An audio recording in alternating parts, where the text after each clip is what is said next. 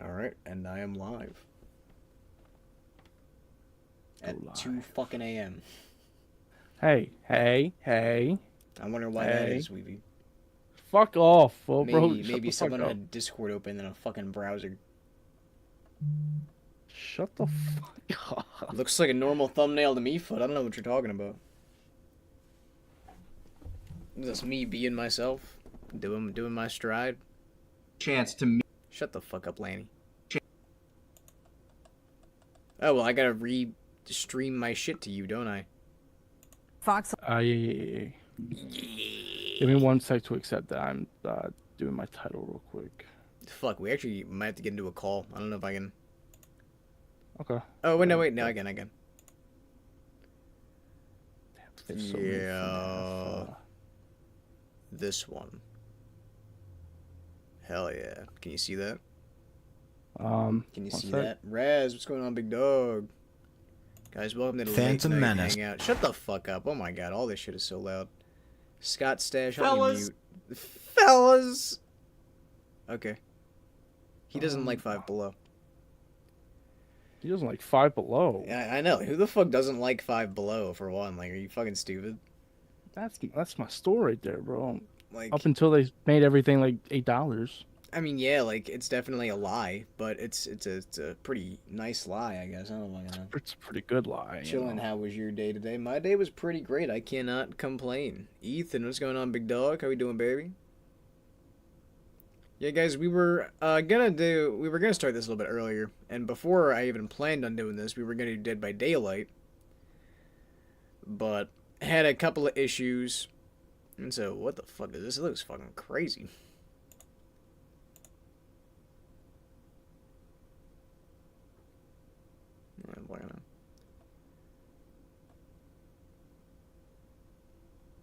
Man, all of my recommended is kind of this Attack on Titan and other random shit.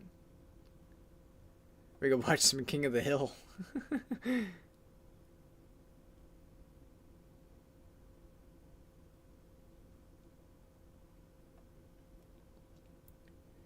Your first, and you got the first crown on XP. Hell yeah, Raz. Good for you, man. Oh shit. Looks like Raz is getting banned by Ethan. What a shame. Man, I can't wait for Fantastic Four to come out.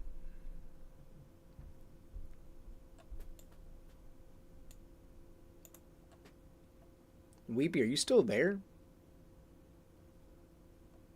Is this bitch fucking gone?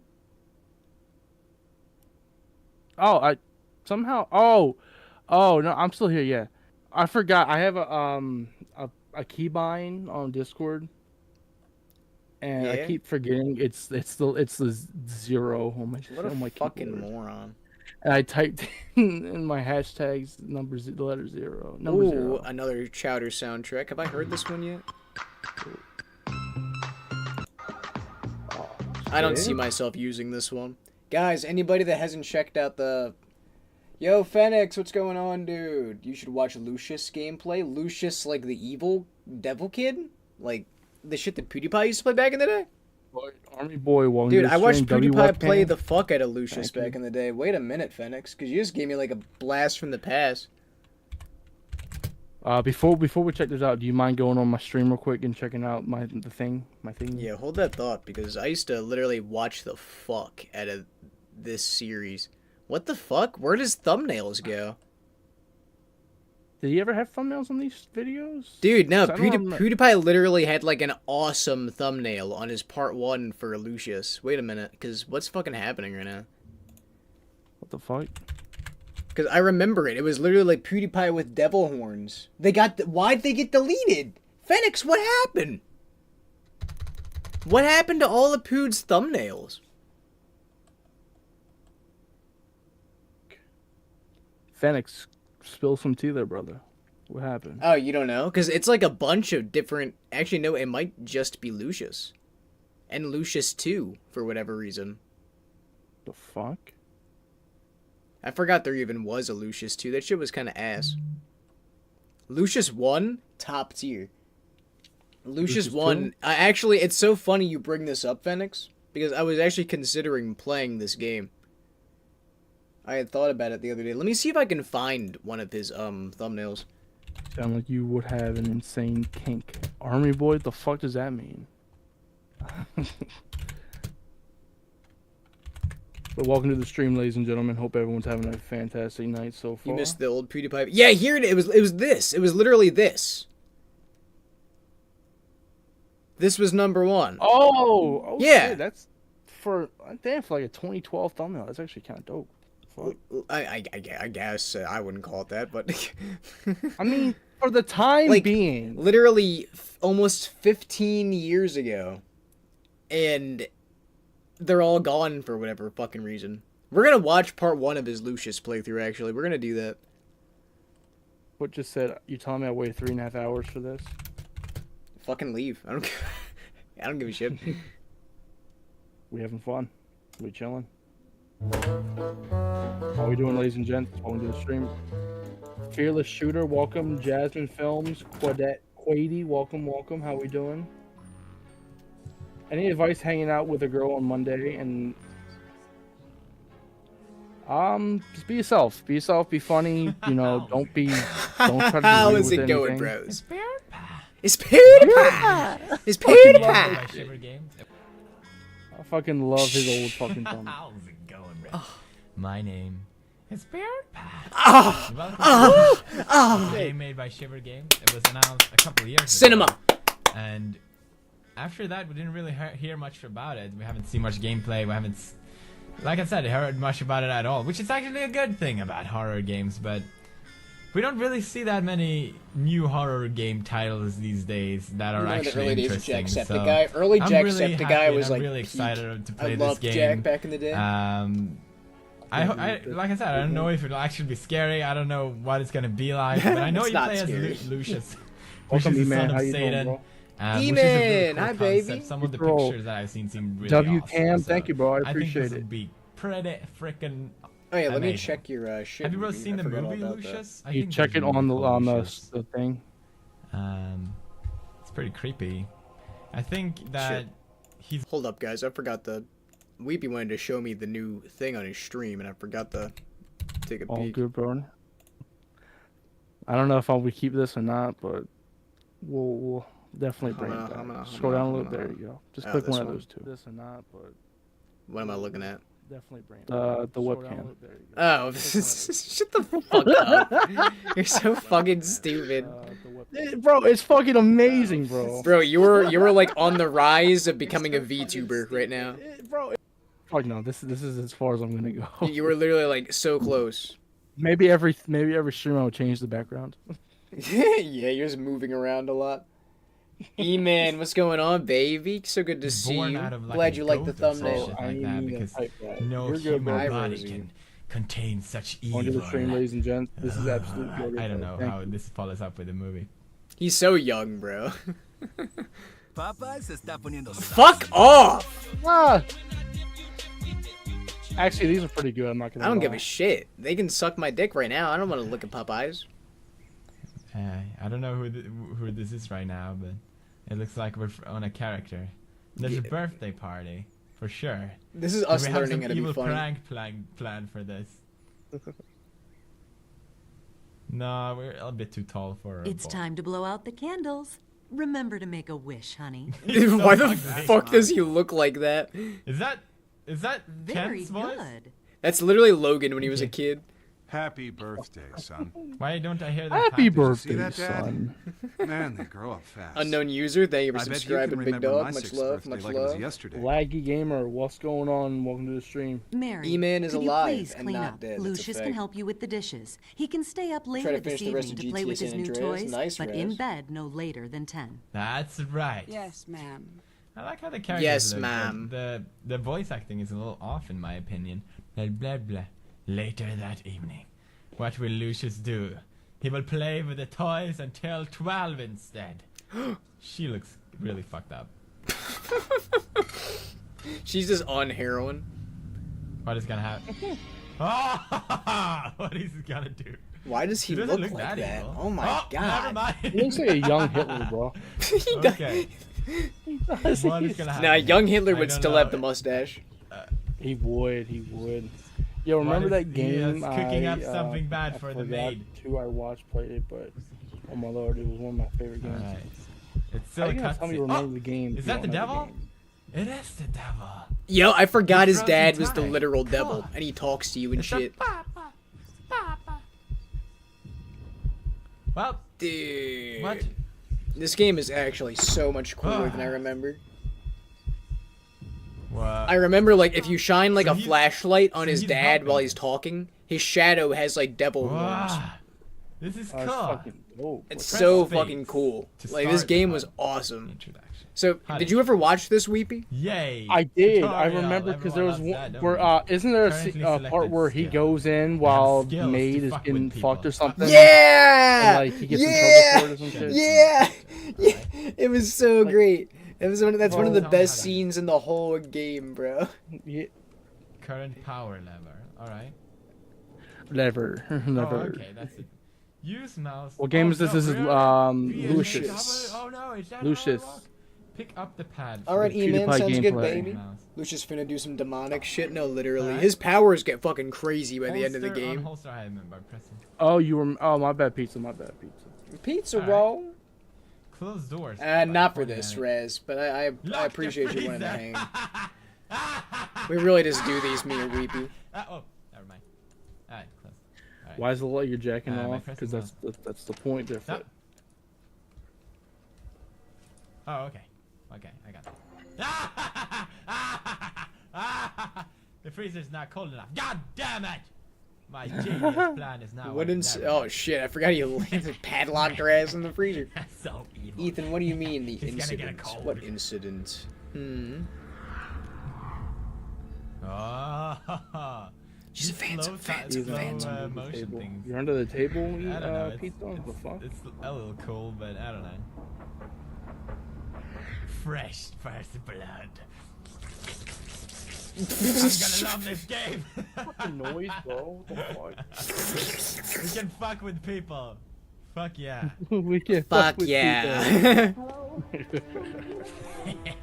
Yeah, I'd be losing my Slow shit if I was motion, that lady. Cool guys don't look at explosions. They lock people up. But in if freezers you're doing and that, then that's walk impressive and away. disgusting at the same Then time. they put on their pajamas and go. My bad, away. Phoenix. Good idea. I love how his expression doesn't change. But get It's off fucking the- creepy, man. Oh, let Get me off turn up your, the quality too. Steam. Bro, why are you so evil? Bro, the man? max is 720p. That's bananas. That has been So long ago. What is, he It's a want to talk to us? bird. Look at those nice little pajamas he's got. Those are so stylish. Yeah. You know what? Oh, What is he doing now? fuck. You better go see an eye That doctor. looks fucking creepy. You also I did wouldn't like wanna have a that hour fucking 45 pod. minute stream on Red Dead today. Nice, man. How'd it do? You know Nah, what? I feel old as If I fuck, find Phoenix. a dog rocking with Bro, some necklaces my here, brother in Christ. I'm about to buy YouTube Premium on stream. YouTube Premium. It's so bad. coverage when you direct deposit at least $300 each month. Literally, fuck. When you shop in the Oh Safeway, my you can count on gosh! prices that are the same Fuck online off! as Am they I are in watching stores. cable? Dude, Alright, what? get the fuck Oh out. no, Oh she died. my god. I'm a murderer. Alright, you can skip I'm a this one. You can skip this murderer. one. When she keeps sucking. No, she's probably just sleeping. I bet if I Iconic poke her, she's MM2, fine. welcome to the On stream. Facebook. You feel young as fuck? Well, good for you, Hypnotic, Ethan, hypnotic, you bitch. hypnotic. Okay. This is an epic intro. Please let me Aiden, this welcome to last, the stream. How you doing alright? today? Don't disappoint me, Lucius. Is this a Roblox YouTuber? Psych Amber. Alright, what do we got? Dun, Amber dun, Sweet. No, fuck. Uh-huh. This Fuck all Roblox. started years back. This With all your started arrival in your years life. back. With me being born in 1972. Yo, Alistair's the butler. He literally gets an icicle stabbed in his And there forehead. were outward ambitions and hidden histories in that house. Okay. Well, I if you have tried the... to help. Jovita, I should You're not. doing pretty good, have become Aiden. so Thank you for involved. asking. Jovito. Ah, sounds mysterious. How these things unfold when we are Tom. thrust on the scene. Why does Tom look so fucking Can't stupid? account for it all. Looks like a I feel like we're potato. watching a movie here, actually. For my part in these events, I waive responsibility. Yo, this is Detective McMuffin. But it's there. It's a mark. A Detective mark I McMuffin. should For have sure. noticed. I think you bros will love this, if that's the At case. its source. At the center of it all. Fabius. God help us is the all. boy. The boy. Okay. I'm totally digging this so far. Lucia. Lucia. Yes. How long is this part 1? Oh yeah, it's not too bad. I just hope it's scary. It's supposed to be very atmospheric. OG Dragon Ball's Walking ass in through, hindsight. What the environments fuck and stuff even? like that. But who knows? What the fuck is Yo, that? these scenes go so hard. That does not make sense. That does not Wake make up in sense. the morning, not giving a single Fucking fuck. lists are funny. Yeah, as shit, bro. yo, this is where he started doing My that. pajamas already- Wake oh, up it's in the double morning, again. not giving Alright, a single what do you want, fuck. Papa? He did that at the beginning of like every single one of these. Face to face. Face See, you get a to face, flashlight Papa. eventually, and you can like shine it on him, and you see like I horns don't growing know. out of his fucking head. It's cool. Don't you? Yes, I know I you're. come to speak to you about your calling, my boy. Each offering you bring me will make you big and mighty. Make your dick all Alright, big and tell me more. mighty. It's a simple thing to do, Lucius. You can influence your future and become a master. There it is. Oh, is he gonna do it right now? That would go crazy. I was just talking about this PewDiePie. But oh, so There's no fucking batteries in it, Yes. I bet. much ahead of Okay, you. I have some things for the birthday boy thank you. on the desk. It's for the birthday boy. Thank you. Beautiful. But... An adorable teddy bear notebook. Oh, okay. Not gonna lie, your daddy material. Thank you, homie boy. What I the finally fuck? fixed it. Oh no! Somebody let me out. Say it That's in. Mary's What's going on, favorite. baby girl? So good to Thing. see you. That's creepy. It's almost 10 o'clock. Get ready. Oh, okay. Mary has frozen to death. I should get the padlock back so no one will suspect. that it was Mary me. is frozen to Polish death. your notebook by Yo, pressing fuck mouse. this kid, man. And look, a flashlight. Yeah, I already A got it. flashlight. That's right. Night. You're so evil. Pick up your new toys and see how they work. C-types. There we go. Thank you. Alright, are you gonna shine the Put flashlight batteries on your inside the dad? flashlight by pressing mouse 2 on the batteries. and then Ethan, shut the pressing fuck mouse. up. Don't say that. Oh, okay, so I don't use the mouse here. Oh wait, that's really weird. Oh, Alright, combine. That's a bit weird. You should have dropped a like, ladies and gents. Honestly. King Science, welcome to the stream. Hello, how you doing? It is Guys, be sure to important drop a that you like. are We are not 2 subs away from 7,000. Woo! Yes, I know, Father. You left the lock on the freezer door. I I know, know. Father. Lucius, and hide it where nobody can find it. Otherwise, they Wasn't will his discover his you. room like a kitchen Oh, too? that would at not the be good. time? What? Huh? What? You wouldn't want that to happen. Go now. Get the padlock before the adults wake up. Yeah. Okay, Papa. I think we're gonna take a break from Lucius. I don't know, something about the devil just telling a kid to do a bunch of shit. This goes pretty hard. Look here, look, here's the Responding, thumbnail. yes, Papa. I can see the thumbnail here. Maybe it was just a little glitch in with this shit. Can I see part 3's thumbnail? Zero Yeah, sugar. bro, here's that scene you were talking about. Oh, there it is. There That's it is. So all the thumbnails you can see in the preview. It's really weird. That was a very odd glitch. Did you hear about all this shit with Pirate Software, dude? Yes. It's fucking wild. I used to love him. He was so cool. Well, I can't watch any Breaking Bad videos because you haven't fucking watched the show yet. Look at that thumbnail right there. Let's hang out live. That's a dog shit. Whose dumbass channel is that? Hey, fuck you. I have your name in my title, bitch. You don't got mine. Fuck. I like how the Lucius 2 Part 1 thumbnail is so much worse. I don't know. Debatable, I guess. It's different than the first one. Yeah, look at that awesome thumbnail. See, that's what you should strive to be like. Fuck you. Damn, look at that young Markiplier. Hello, everybody. My name is Markiplier. Welcome to Let's Play Outlast. Now, I've been waiting for this game for a long time, and I'm sure that many of you have as well. look It's how one of fucking the young he is. a Dude, really big literally looks like upcoming a horror titles hairless that's gonna be- ball sack. Now he's making fucking movies. Yeah, right? And now we got dudes like Tony Stechkovi. YouTube, Or what is going on? I just got a little frazzled and dazzled. Just did my I don't know how taxes you a pronounce little his bit. last We're name. playing Outlast for the very first time, man, and I'm scared. Y'all let me know in the comments below what other game I should play. We just did the Elden Ring one, at least in my time. I think the I Elden Ring won't. Series is over. Hey, You should man, comment under his sorry, video. got I don't think I lagged, will. So I'd love to know what other, Find your own what shit. other games. Oh, that's a year old. Never mind. Yeah, I was gonna say he played this a while back. Humana.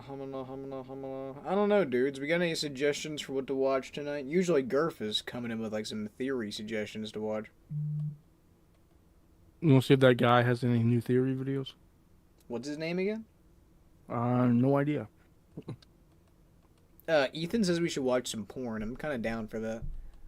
I mean, from what site? What site are you suggesting, Ethan? That's what will make me say yes or no.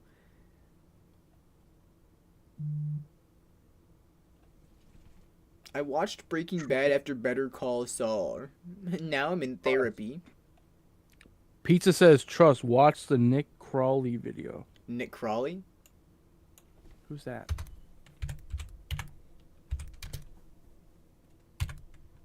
Nick Crowley? Oh god, what the fuck? What Did he say a specific one, or just watch a Nick Crowley video? Watch a Nick Crowley video. He Yeah, just said word. a. It's kind of cool that Pizza Roll is watching all this dark, intense shit. Bro, look at the YouTube rabbit hole. You know what that is? What, where? Oh, this? The YouTube rabbit hole. You know what the thumbnail's from? I had no idea. What is that? Remember Crashbox on HBO? Yeah, that's the news reporter from that show. Yeah. Oh, up here? Yeah, I knew that. Yeah, that's. I thought you meant this. I was like, what the fuck are you talking about? Oh, fuck no. Man, I used to fucking love Crashbox. I remember I used to put it on at your house. You'd be like, what the fuck is this? Yeah. Crashbox. Yeah, low key. We should watch the Crashbox intro. But this is Nick Crowley. Let's check this out. I ordered Pizza Roll is our first suggestion of the night, ladies and gentlemen. built a Wix website to Porn sell. unfortunately cannot count. Sorry, Ethan. What are you playing? We are not playing anything. We're watching videos and stuff. Yeah, I love the quality of this already. A 15-year-old girl uploads a video to YouTube documenting her ongoing struggle with cyber harassment and blackmail Amanda Todd? being done at the hands of an unnamed individual. Is it the Amanda Todd Throughout video? the video, not a single word is think. spoken. Instead, the teen tells her story through dialogue written on paper Yeah, cards, I think flipping that was through them Amanda one by Todd. one, painting a picture of the traumatic abuse she was living through. Just over 1 month later, she would be dead. Yeah. As a direct result of that very harassment. I actually remember this The story really of well. Amanda This whole Todd is incident. one of the most heartbreaking. It was across really. all I of was in YouTube, middle school with at the time when case-sending Amanda ripples Todd not had only across just the died, site, but pretty across much. the Like it was a world as well, huge thing. With the fallout still being felt to this very day. Yeah. And from this case, a light was briefly Noah, cast what's going one of on, the man? darker We should watch corners Skibbity the internet Toilet? has Nah, ever mate. seen, momentarily illuminating a community that was never meant to be seen by the public eye, with a rabbit hole even more bizarre than anything we've covered on this channel before. Hey, yo. What does Crashbox have to do with this? We're diving down to its very depths. With your anchor person, Doris Marmy, and welcome to the Daily Pepper. Doris Marmy. Yeah, what? I'm so This is confused. creepy as shit. I love like the this. way he's making these. This is really cool. Watch some Before we dive Roblox into this gameplay? incredibly Okay. dark topic, I chose We not to can do a do that. sponsor on this one as it just didn't really feel right. But if you want to support the channel, I do have a Patreon page that offers some exclusive benefits. For example, less censored versions of videos like the one you're watching right now. Or you can just go No, over I and bet check you out the do new for it. ghost hunting channel that myself and Nexpo started called Nick and Ryan. We've got a We brand should new start a video ghost hunting dropping at the channel. end What? of this I don't even month know who and that a is. ton more already filmed and Me ready to neither. go after that. So there will be lots of content coming. I didn't very do anything soon. with this Links Nick to dude. both of I these don't know will what the be in fuck he's talking description, about. And with that, Guys, let's get drop back a to like the if you want to see me and Schnozz do a ghost hunting channel.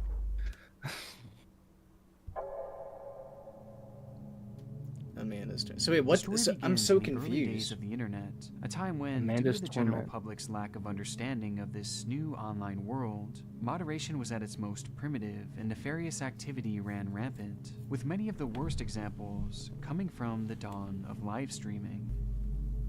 Back then, no. streams and their associated chats were almost entirely unregulated, leading to them becoming a cesspool of all sorts of degeneracy. Oh, And shit. it's within one of these Is this very a baby sites daddy where drama? Amanda's torment would begin. It happened on a website called Blog TV, where Amanda had logged in one evening at the age of 13 Ugh. to the tune of 200 viewers. And it was here that she would be pressured to eventually flash the camera, with the whole chat cheering her on. a decision that she would regret not only in the moment, but for the remainder of her life. Lurking in the chat room was a man under the alias of Tyler Boo, who had been waiting for that very opportunity to grab a screenshot and recording of this young girl in her most vulnerable moment before immediately turning I don't even know around if I and want to keep using that watching image this as one. blackmail in an attempt to I leverage it for more private don't remember performances. this like There was this. a demand I that remember was this whole refused, though incident truthfully in it case. wouldn't have Like, mattered he anyway, blackmailed the as fuck out Tyler of her. would turn her world into a living hell of online harassment, with a photo and video being sent to all of her friends, acquaintances, Dude, and family members. so it got so fucked bad up. that on multiple occasions her entire family would be forced to We move. will watch King of the Though Pill this was next. of no use, as Tyler's evil crusade King of the persisted. Pill. Every new school, every person she interacted with, would eventually be met with the content from that fateful stream. After this, Amanda watch had Man in never the outrun Suit. him. Okay, King of the With nowhere Pill, left then to Man in the turn, Suit. she Thank would you, take up Phoenix. drinking and drug use just to cope, until eventually, on October 10th, 2012, she just couldn't take it anymore. The story of Amanda Todd is a complex, tragic tale, with many factors ultimately playing a role in her untimely passing. We're not gonna keep watching this. This is really an upsetting case. Very well done video, and I'm glad he's covering the subject. But oh man, very bad and sad memories. That girl did not deserve any of that shit. Like I must have been 11 or 12, pretty much her age when all that shit went down. And there were oh my god, there were so many fucking assholes in like the room when we were watching like the video, because they had like a documentary kind of covering the basic stuff. It was all about internet safety around that time, so like they were really big at teaching kids that stuff. And yes, you could not go a day without hearing about Amanda Todd. This is so fucking awful. Oh man. Let's go ahead and look up King of the Pill. Go ahead and change the subject a little bit. Rest in peace to this lovely young lady. King of the Pill. King of the Pill. Oh my god. Oh my god, this is all. It looks like Robot Chicken a little bit. Official Same music old is just phone? copyright. Nah. Upgrade to the new Lord. Galaxy Z I mean, Fold 7. I doubt it's anything crazy. Whether you've got dogs that leap, or dogs that herd, or dogs I who don't love have to any track dogs. a bird, AKC is I got a dog.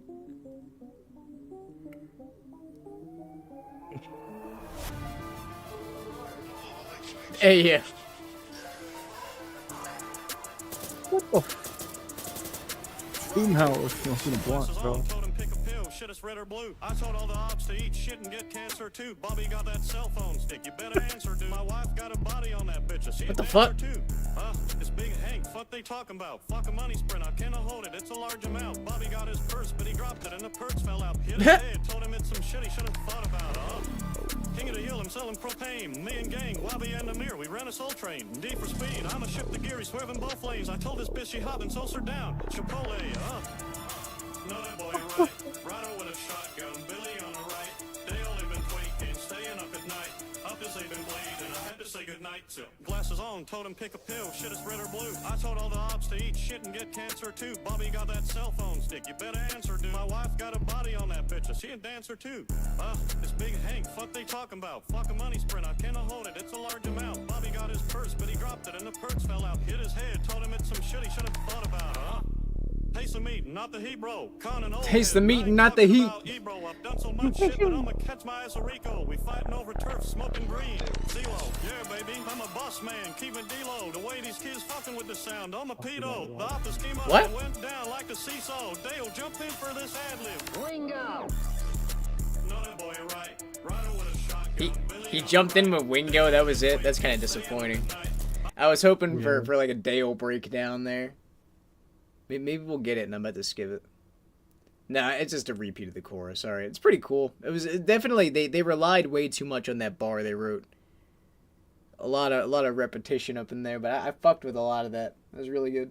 Exeter, welcome back, man. First of all, what's poppin', Ryan with the fish tank? Second of all, I do believe he sells propane and propane accessories. You're right about that, Exeter. Great to see you, my dude. The fish tank is looking mighty clean. That's actually, I'm gonna go check the filter real quick. Give me 1 second. How are we doing, Mr. Filter? It's looking pretty clean up. I got a little bit of algae stuck in there. Wait a minute.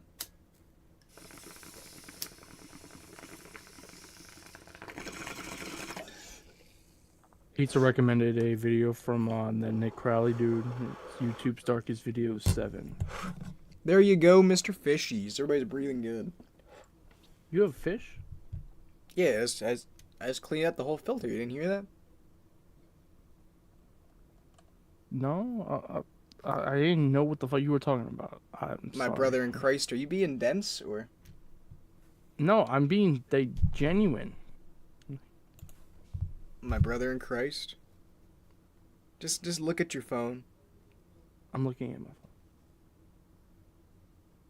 But Pizza Roll recommended from the Nick Crowley dude, YouTube's Darkest Videos 7.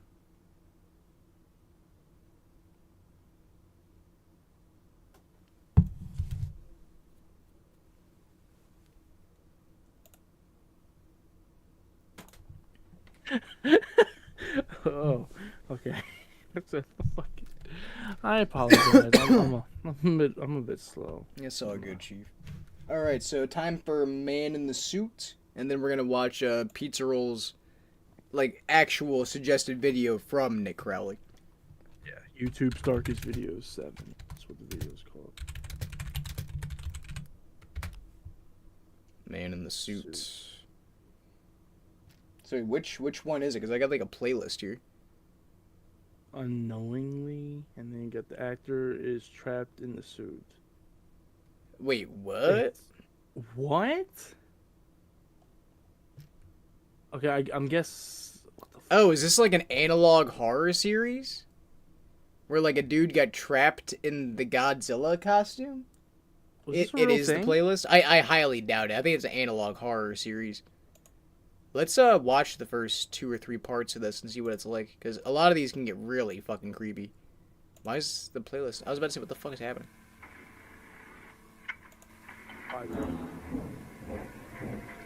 Okay, I'm tired. Alright, have a good one for you.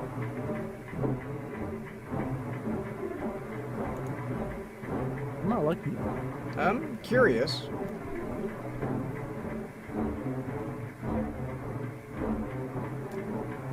Foot, have a good night, man.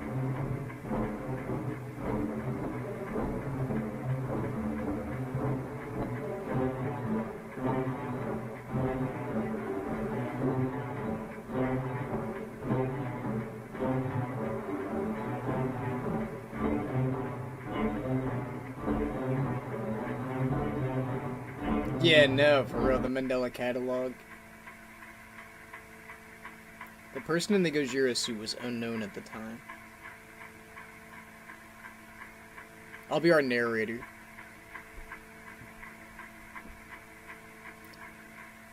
But the story the actor has with Gojira is odd. This is a photo of him in the suit.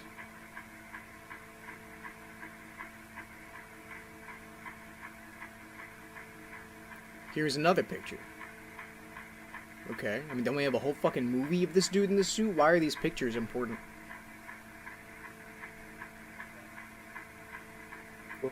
He got the acting job of being and wearing the Gojira suit. Alright. Watch out for that plane. Yeah, that plane looks fucking badass. It's so fucking stupid. And the actor fell in love with it. Okay, so he really enjoyed it. Alright. He would wear the suit most of the time to the point that you would never saw his actual face. Bullshit. I bet that thing was hot as fuck. There's no way in hell in any real life capacity that happened. Even when we take breaks, he would just wear the suit. The suit would sometimes heat up, but he didn't care. Bullshit! There's no way!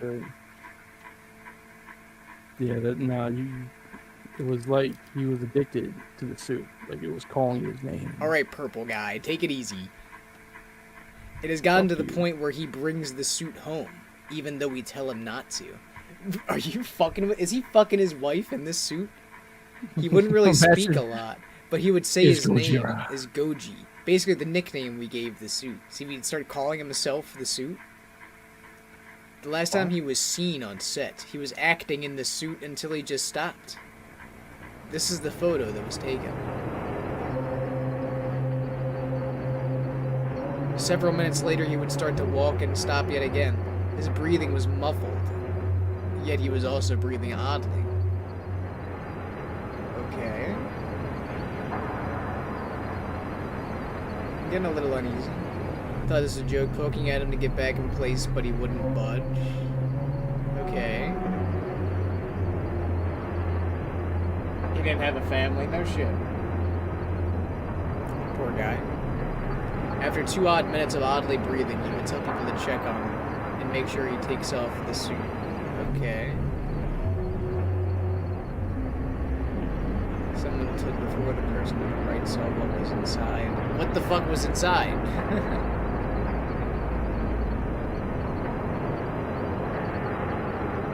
The man opened the costume to see that he was growing into the suit. His flesh was slowly ways to it. What the fuck?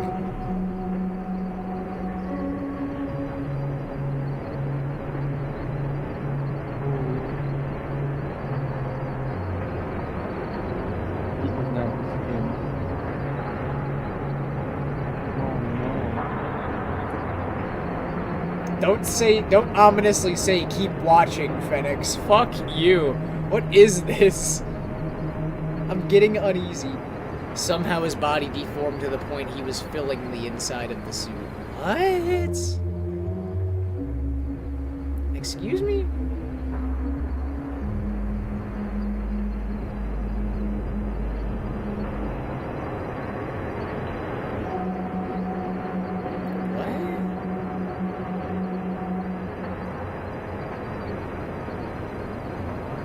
Oh, this is gonna show some fucking terrifying ability.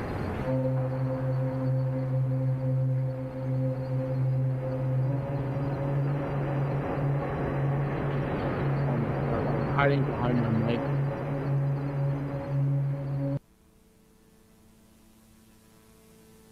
What the fuck?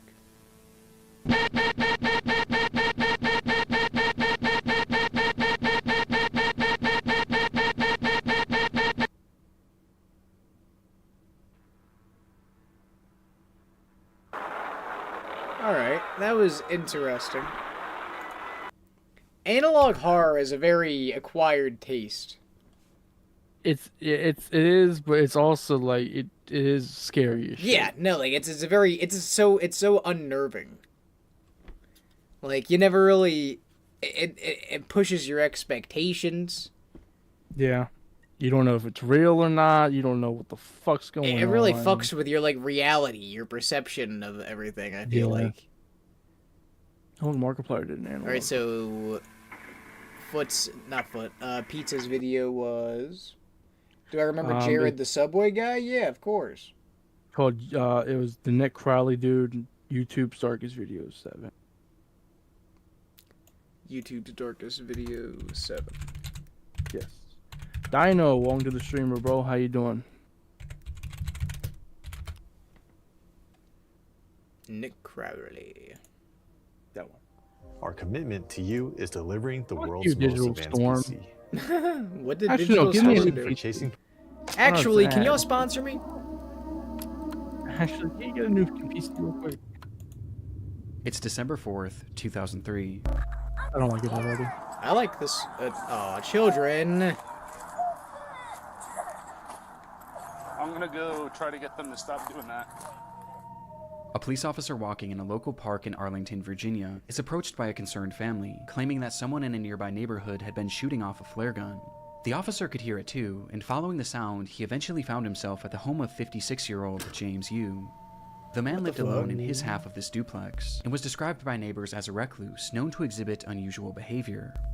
Across his social media, he made posts claiming that he was the victim of fraud at the hands of all sorts of government agencies, as he had a deep distrust of the US government as well as law enforcement, and he believed that numerous people were attempting to kill him, like his ex-wife, the FBI, and even his neighbors.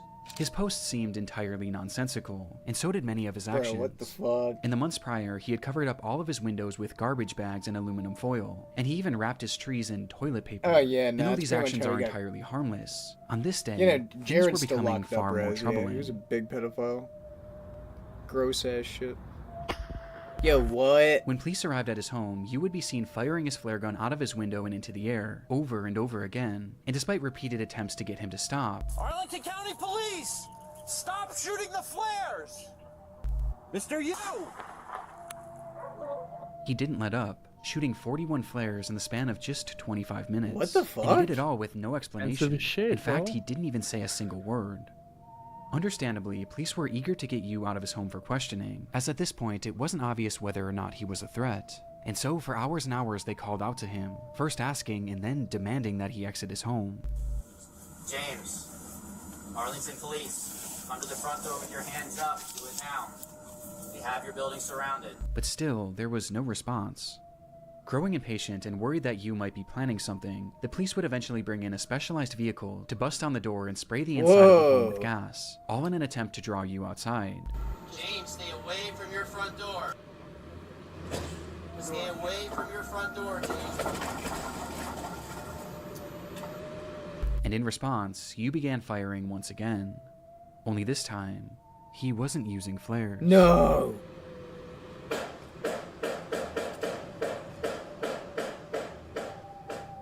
And instead, he was now yielding an actual gun. Thankfully, none of these shots connected, but with the situation becoming increasingly dangerous, the officers decided to fall back, as they carefully came up with a new plan for apprehending Yu. Though whatever they had been planning would never come to fruition. What? Why?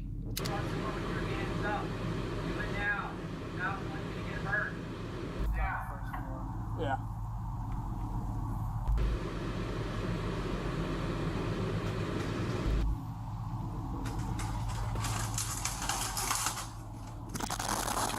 What the fuck? Did What? the houses explode?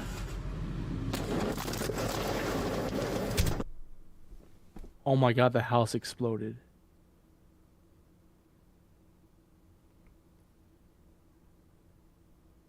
Omar, Connor, welcome to the stream. How y'all doing?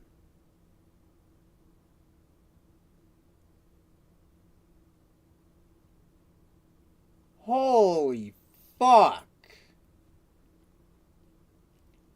Oh. Guys, be sure to drop a like. Oh. Chat, I'm scared. It's okay, Omar. Don't worry. That was nuts. That was not. Yeah, it was dope though too. So, Like so that- what if he was sending off flares to try and get help for the gas leak in his house? But he would have said something. Yeah, if that's, that a, was that's a the really case. good point. He would have spoke up probably, yeah. You need to know probably I have said, a gas leakage. I'm not telling you, but you need to know now. What if he was like trying to use sign language and they weren't looking? Like, I don't know. Maybe he was shooting the flares and like ordered spelling out the word. Yeah, they should have looked where the flares were landing. Then they would have seen the message he was spelling out with all the different landing spots. It was a whole fucking thing saying like, hey, the house is about to explode. I need you guys to kick this door down. Come get me. Just drag their fucking feet. All right, so Connor, quick story. The guy was shooting flares out of his house. Cops arrived. They attempted to go into the house. So wait. He shot off his I gun. just realized. Is this a fucking duplex? Is duplex the right term for that? It looks like two people would live here. Yeah, maybe. So it looks like he would have a neighbor in this No, wait, house. hold on. The one door had like a sign on it, like private property or some shit. And also, I really don't believe this guy had Christmas decorations up. Oh my god. So something tells me that a family was living next door.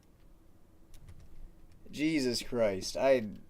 Well, let's keep watching. That's just me overanalyzing. Let's see what happens. Yeah. I'm gonna hope to God it was just his ass in there, because fuck Me this dude, too. clearly. Yeah. I'm hoping the cops got the people out. In a split at second, least. There's the no home way- was gone, there's no way they as got a massive someone out. explosion rang out from inside the house, reducing the entire structure to rubble. Inside the house, Yu had stored 55 gallons of gasoline in his basement, which he saved for that moment to ignite with no warning and no explanation.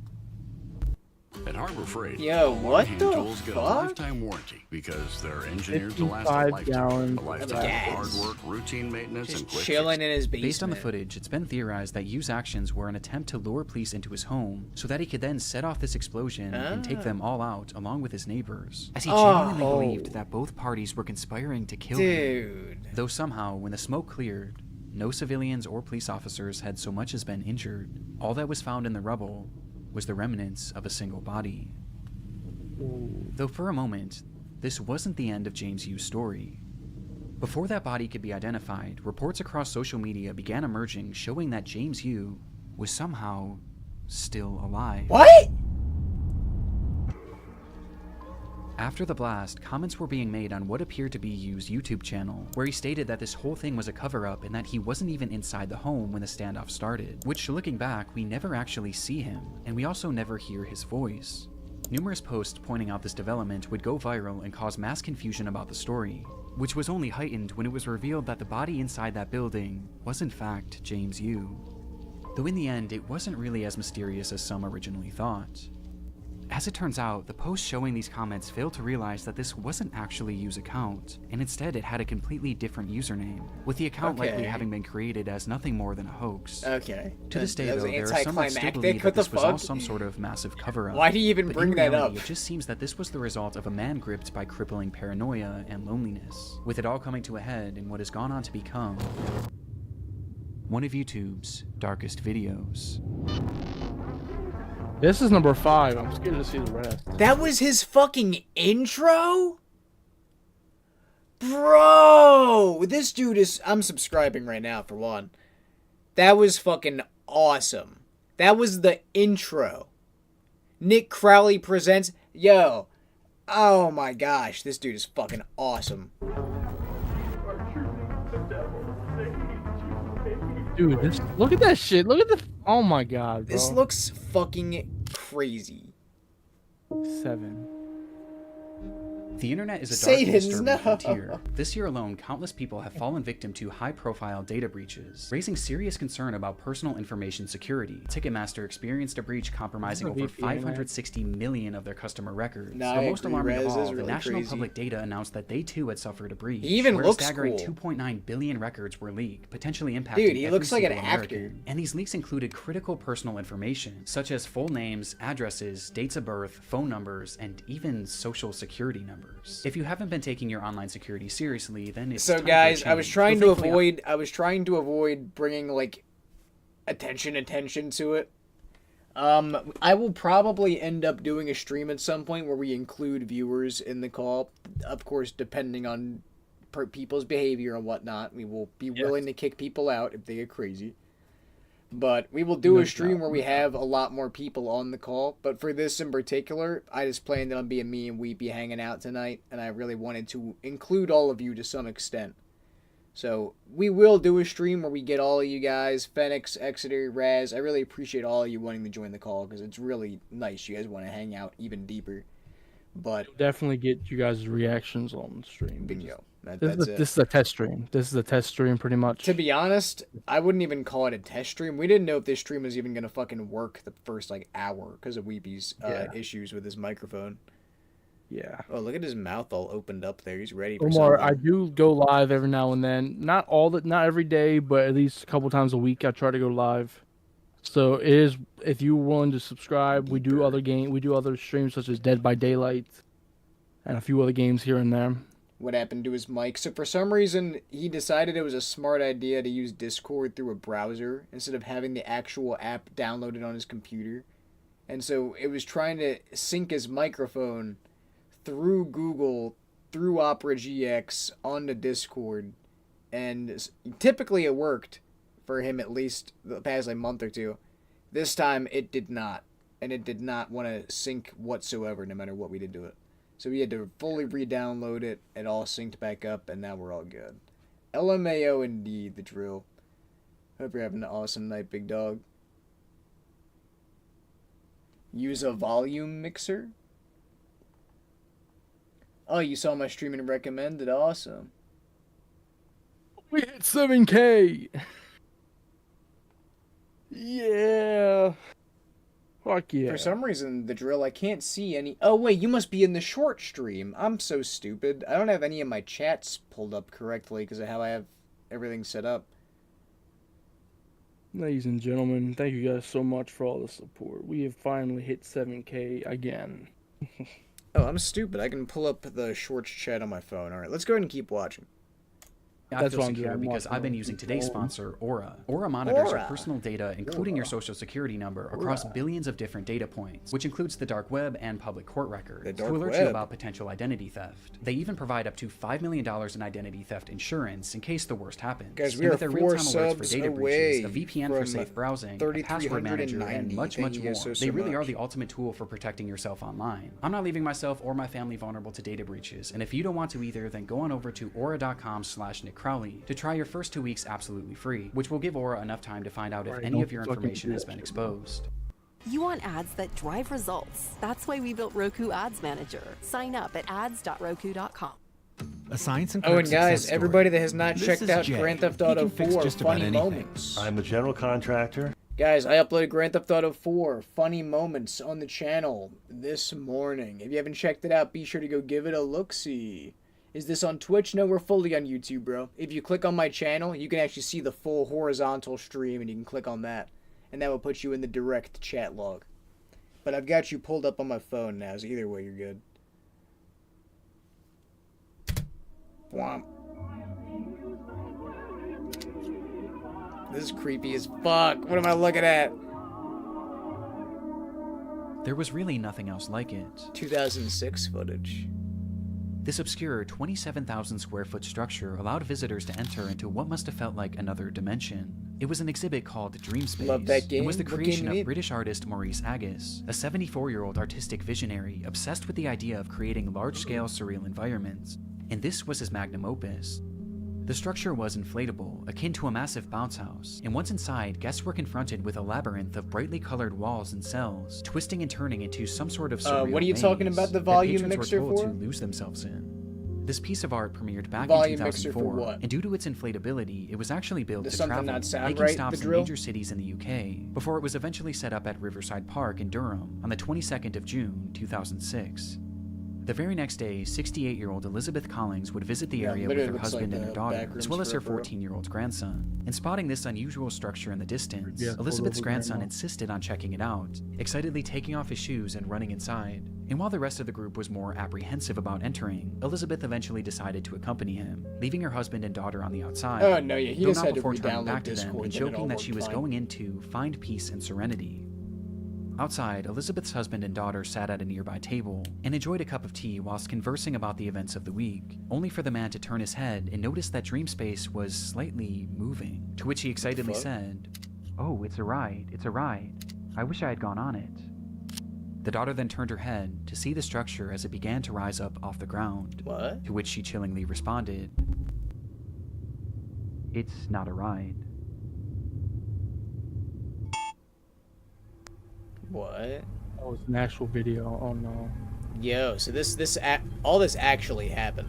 This dude does not cover anything fake or like internet meme horror, whatever. Damon Films, welcome back. What the fuck is happening to it? Oh.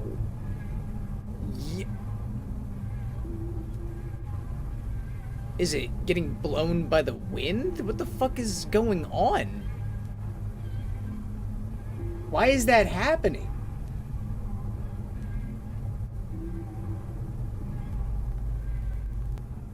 In that moment, Dreamspace had snapped from its moorings and was blown into the air by a massive gust of wind. Holy fuck. Agus just so happened to be standing at the entrance as it began to shift, and noticing what was happening, he grabbed on as he desperately tried to hold down his entire life's work, though clearly this was of no use. And after being lifted in the air, his grip failed, sending him falling back to the ground below, where he lay staring up at his creation that was now flying 30 feet above him. Were people inside?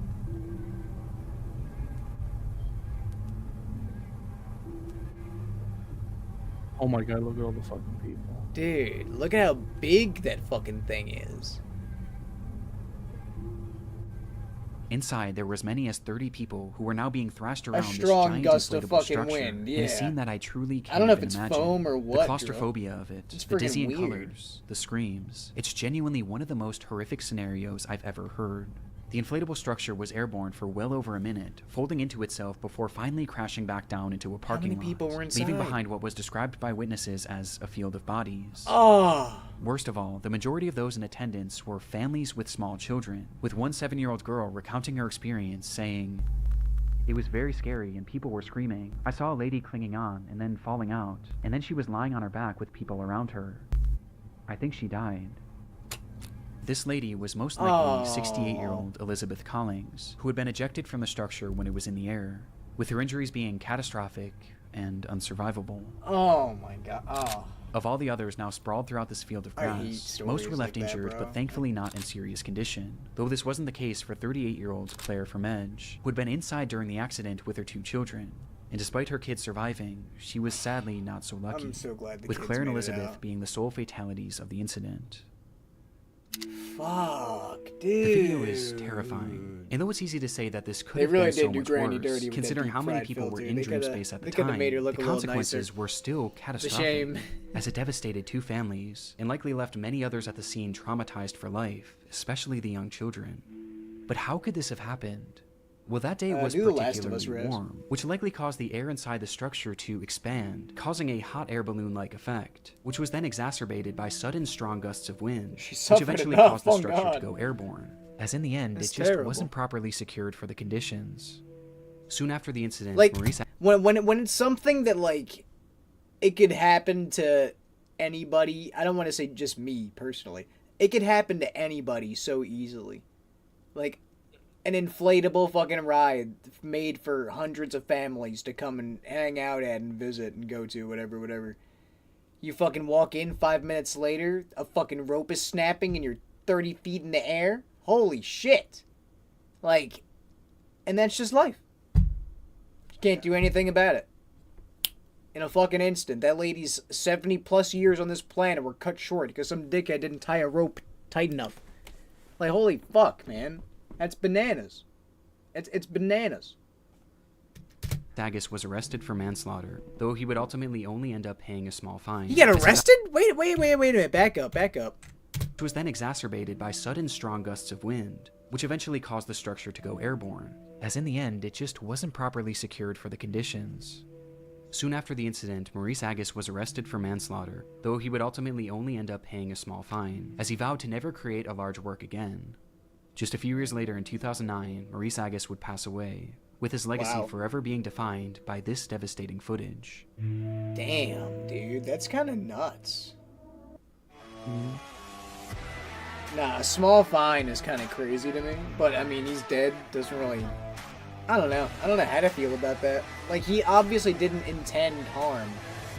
But, like something that humongous, like, that's also very light and, like, gustable with wind out in an open field, like, you gotta have some precautions, bro. On October 2nd, 2006, That was your fucking police entered dream, the home your of vision, 31-year-old and you didn't Elaine have it Campione, properly secured? where inside they found the Like, woman speaking dude, go to prison. incoherently. Like, on Next God. to her was a Oh, VHS that's camera. Alright, back up. I was On October talking. 2nd, Happy birthday, Serena. On Dark October Toast, 2nd, welcome. 2006, police entered the home of 31-year-old Elaine Campione, where inside they found the woman speaking incoherently. Next to her was a VHS camera, depicting a series of disturbing events that had transpired within the home over the previous months and days, with the footage eventually finding its way onto YouTube.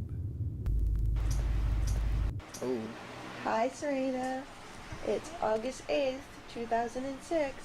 Happy birthday to you. Happy birthday to you. The tape starts with Elaine pointing her new camera at her daughter Serena. It was her 3rd birthday, and to celebrate, Elaine had left a brand new bike in the living room. What is it? Days later, the footage continues, showing Serena once again as Elaine asks, How does Mama love you? This much. Oh, I love you more than that. How much does Mama love you? Elaine then shows her other daughter Sophia, who was just a baby, before turning the camera on herself and showing the kids how the device worked. Hi. See how the camcorder works? Look. Yeah, it's a farmer. Look. Hi. Is that mommy? Hi. So far, the footage seems like nothing more than your standard family home videotape, and appears completely wholesome. The way she was though stuttering, with the next recording, I feel like the tone begins to shift, and things start to become slightly concerning.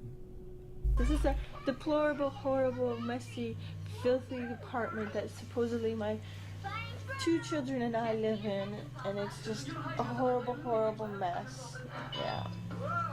I think Diego Campione is totally in the wrong, and I hope he burns in hell for all his sins, the same as Leonardo.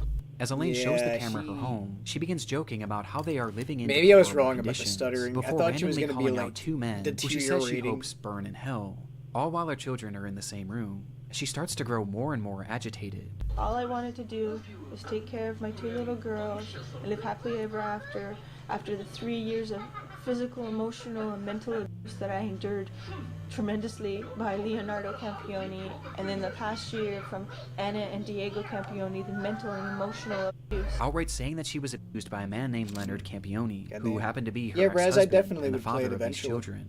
And she goes on from there, with each moment clearly making the kids more and more anxious. And I want justice to my family for what they have all done to us. I cried out for help. They should have charged him for the assaults he did to me. Eventually causing Elaine to snap out of it and stop the camera. And my poor 3-year-old, I did everything to protect. And what are you saying, Sophia? What do you want? The video then skips forward once more, with this footage being taken just days before the police were called, showing Serena coloring on the floor as Elaine asks, Who loves ya? Mommy. Who loves you the most? That much? Oh, I think I love you more than that. The scene that unfolds next was recorded on that very same night, just hours later.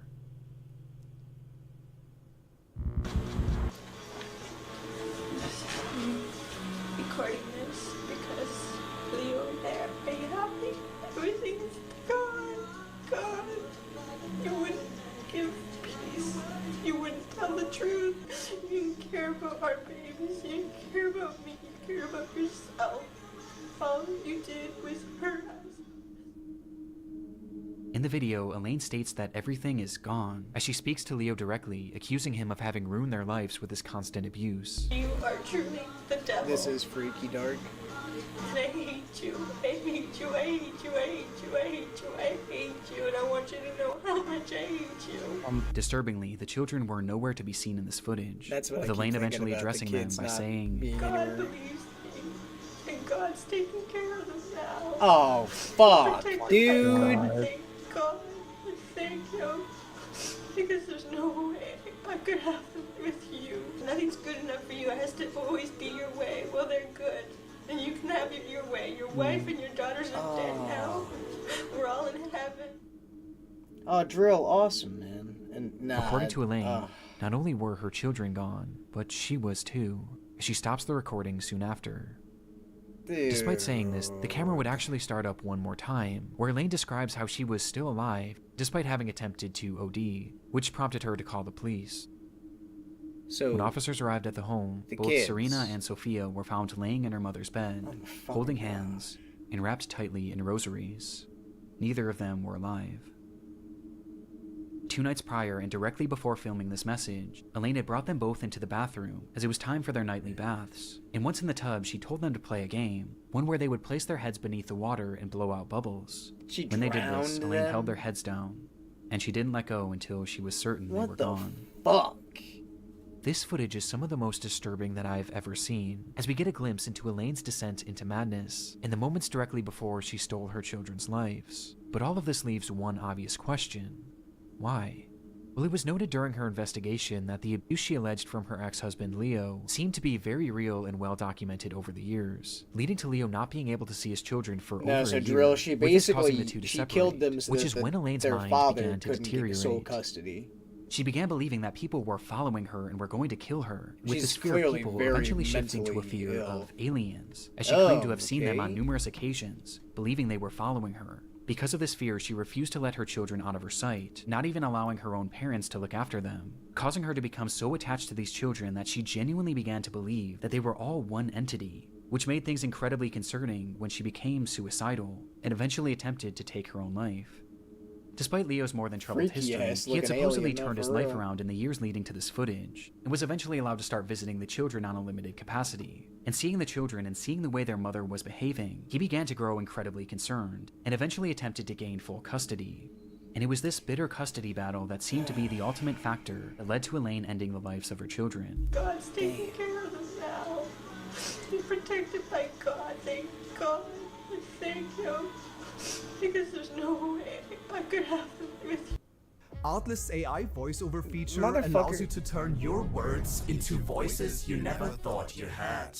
Simply pick Elaine Campione would be charged with 2 counts of murder and would eventually be sentenced to life in prison, with a possibility of parole after 25 surprised years. you didn't get insanity. Today, she's held in a minimum security prison, where she's free to leave once every weekend to attend church and other functions.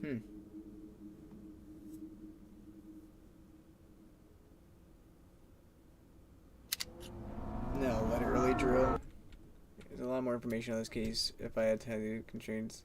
Oh, interesting. I wonder what else is big on that case. It's kind of interesting.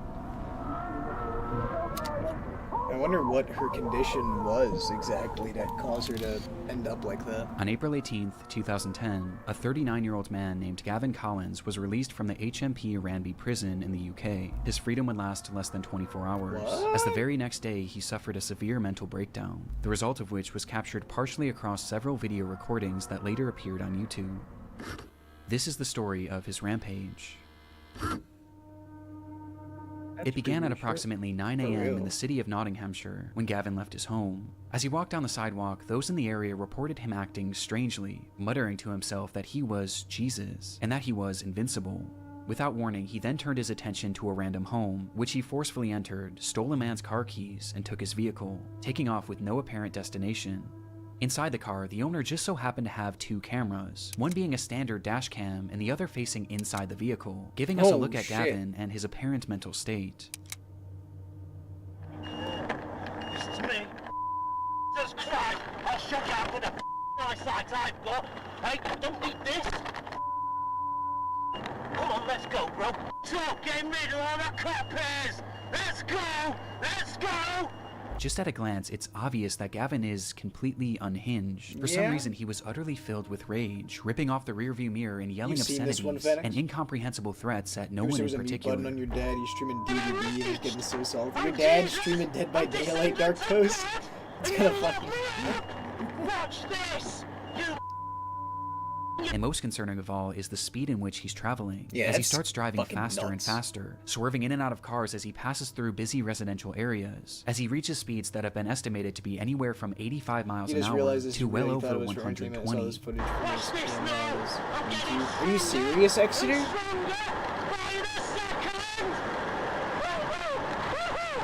But somehow, despite countless close calls, every time he avoids collision, at least for the time being.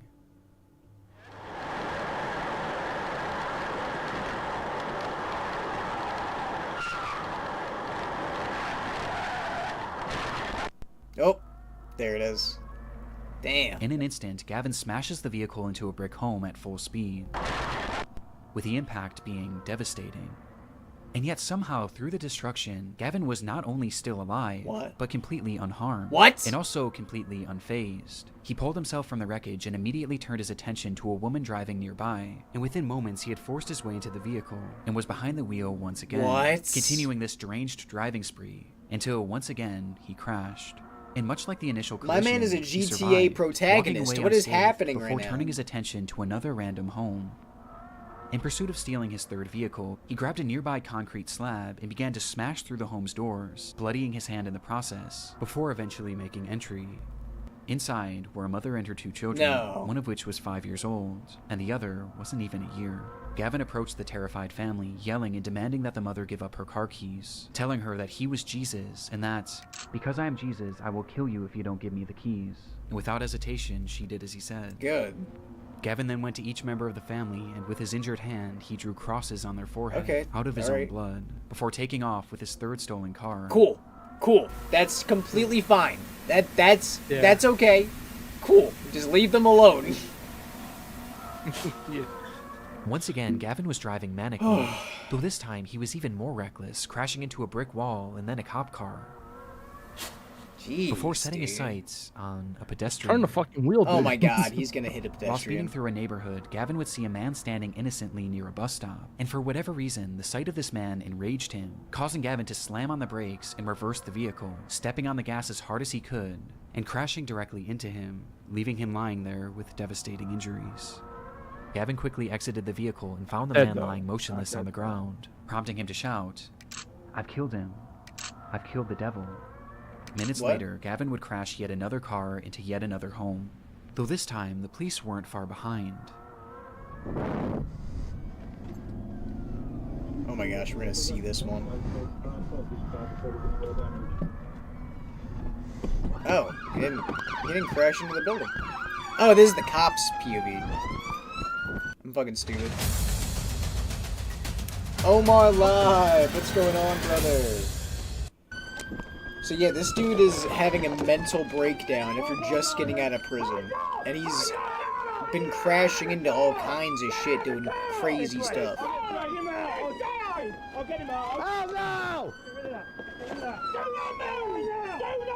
It's his body cam, yeah, Drill, you're right. Finally, Get his his fucking disturbed ass driving out of there, spree to holy an end. shit. The man that Gavin had struck was 87-year-old Terry Radford, Damn. a retired teacher whose injuries were catastrophic, Yeah, with the man he's- passing away soon after. Yeah, According to his damn. family, Terry was an incredible grandfather, father, and son. That's fucking sad. That's a long The footage life is to be truly cut short. horrifying, but what's most shocking of all is He the needs fact that Arkham any of this wasn't Asylum, allowed to bro. happen. As Put stated this man previously, this was away. Gavin's very first This day dude out is of literally prison, the Joker. And based on the behavior he exhibited whilst in prison, he really should have never been released. Gavin was granted an early release in March of Yeah, 2019 why did that for happen? charges based around burglary, but just as he was set to be freed, it was discovered that he had submitted an adulterated drug test, which caused his case to be re-examined and resulted in his release being postponed. In response, Gavin lost his mind. Later that month, he assaulted a prison guard before spraying him with an unknown liquid that contained bleach, before proceeding to set his cell on fire and The other attacking two another live streams, officer I'm with a not piece sure of which wood. ones you mean, Due to Omar, his actions, but I'm Gavin was glad to placed see into an you here, man. isolated cell, where less than a week Yeah, later, Omar was he in my started yet stream. another Cool. I fire, think that's and what when an he's talking officer about. entered his cell to put it out, Gavin struck them in the head and pulled out a plastic knife, threatening to slash him, stating that it would be a thrill to kill him. Gavin's stay in prison clearly hadn't rehabilitated him. In fact, it seemed to have made him more violent than ever before, and more mentally disturbed. Though shockingly, despite all of these additional crimes, Colin's release would go on to be approved less than 2 weeks later, with Gavin being set Fam, free welcome on to the April stream. 18th, How you doing? and within just 24 hours, Terry Radford would be brutally killed. Gavin was sentenced to 21 years in prison, and during his trial it was revealed that no drugs were found in his system, and instead this all seemed to be the result of some sort of psychotic episode How did he that get just so approved? happened to be Like, captured on pretty camera bananas. in one of YouTube's darkest Gotta be videos. like CT or something, bro. Like, literally. I know. Yeah, wait, low key, can we watch a fucking another one? Yeah. we That can- was awesome. Guys, be sure to drop a like. If you guys are new to the channel, hit that subscribe button, share the stream out. Bro was I am IRL weak. Trevor, literally.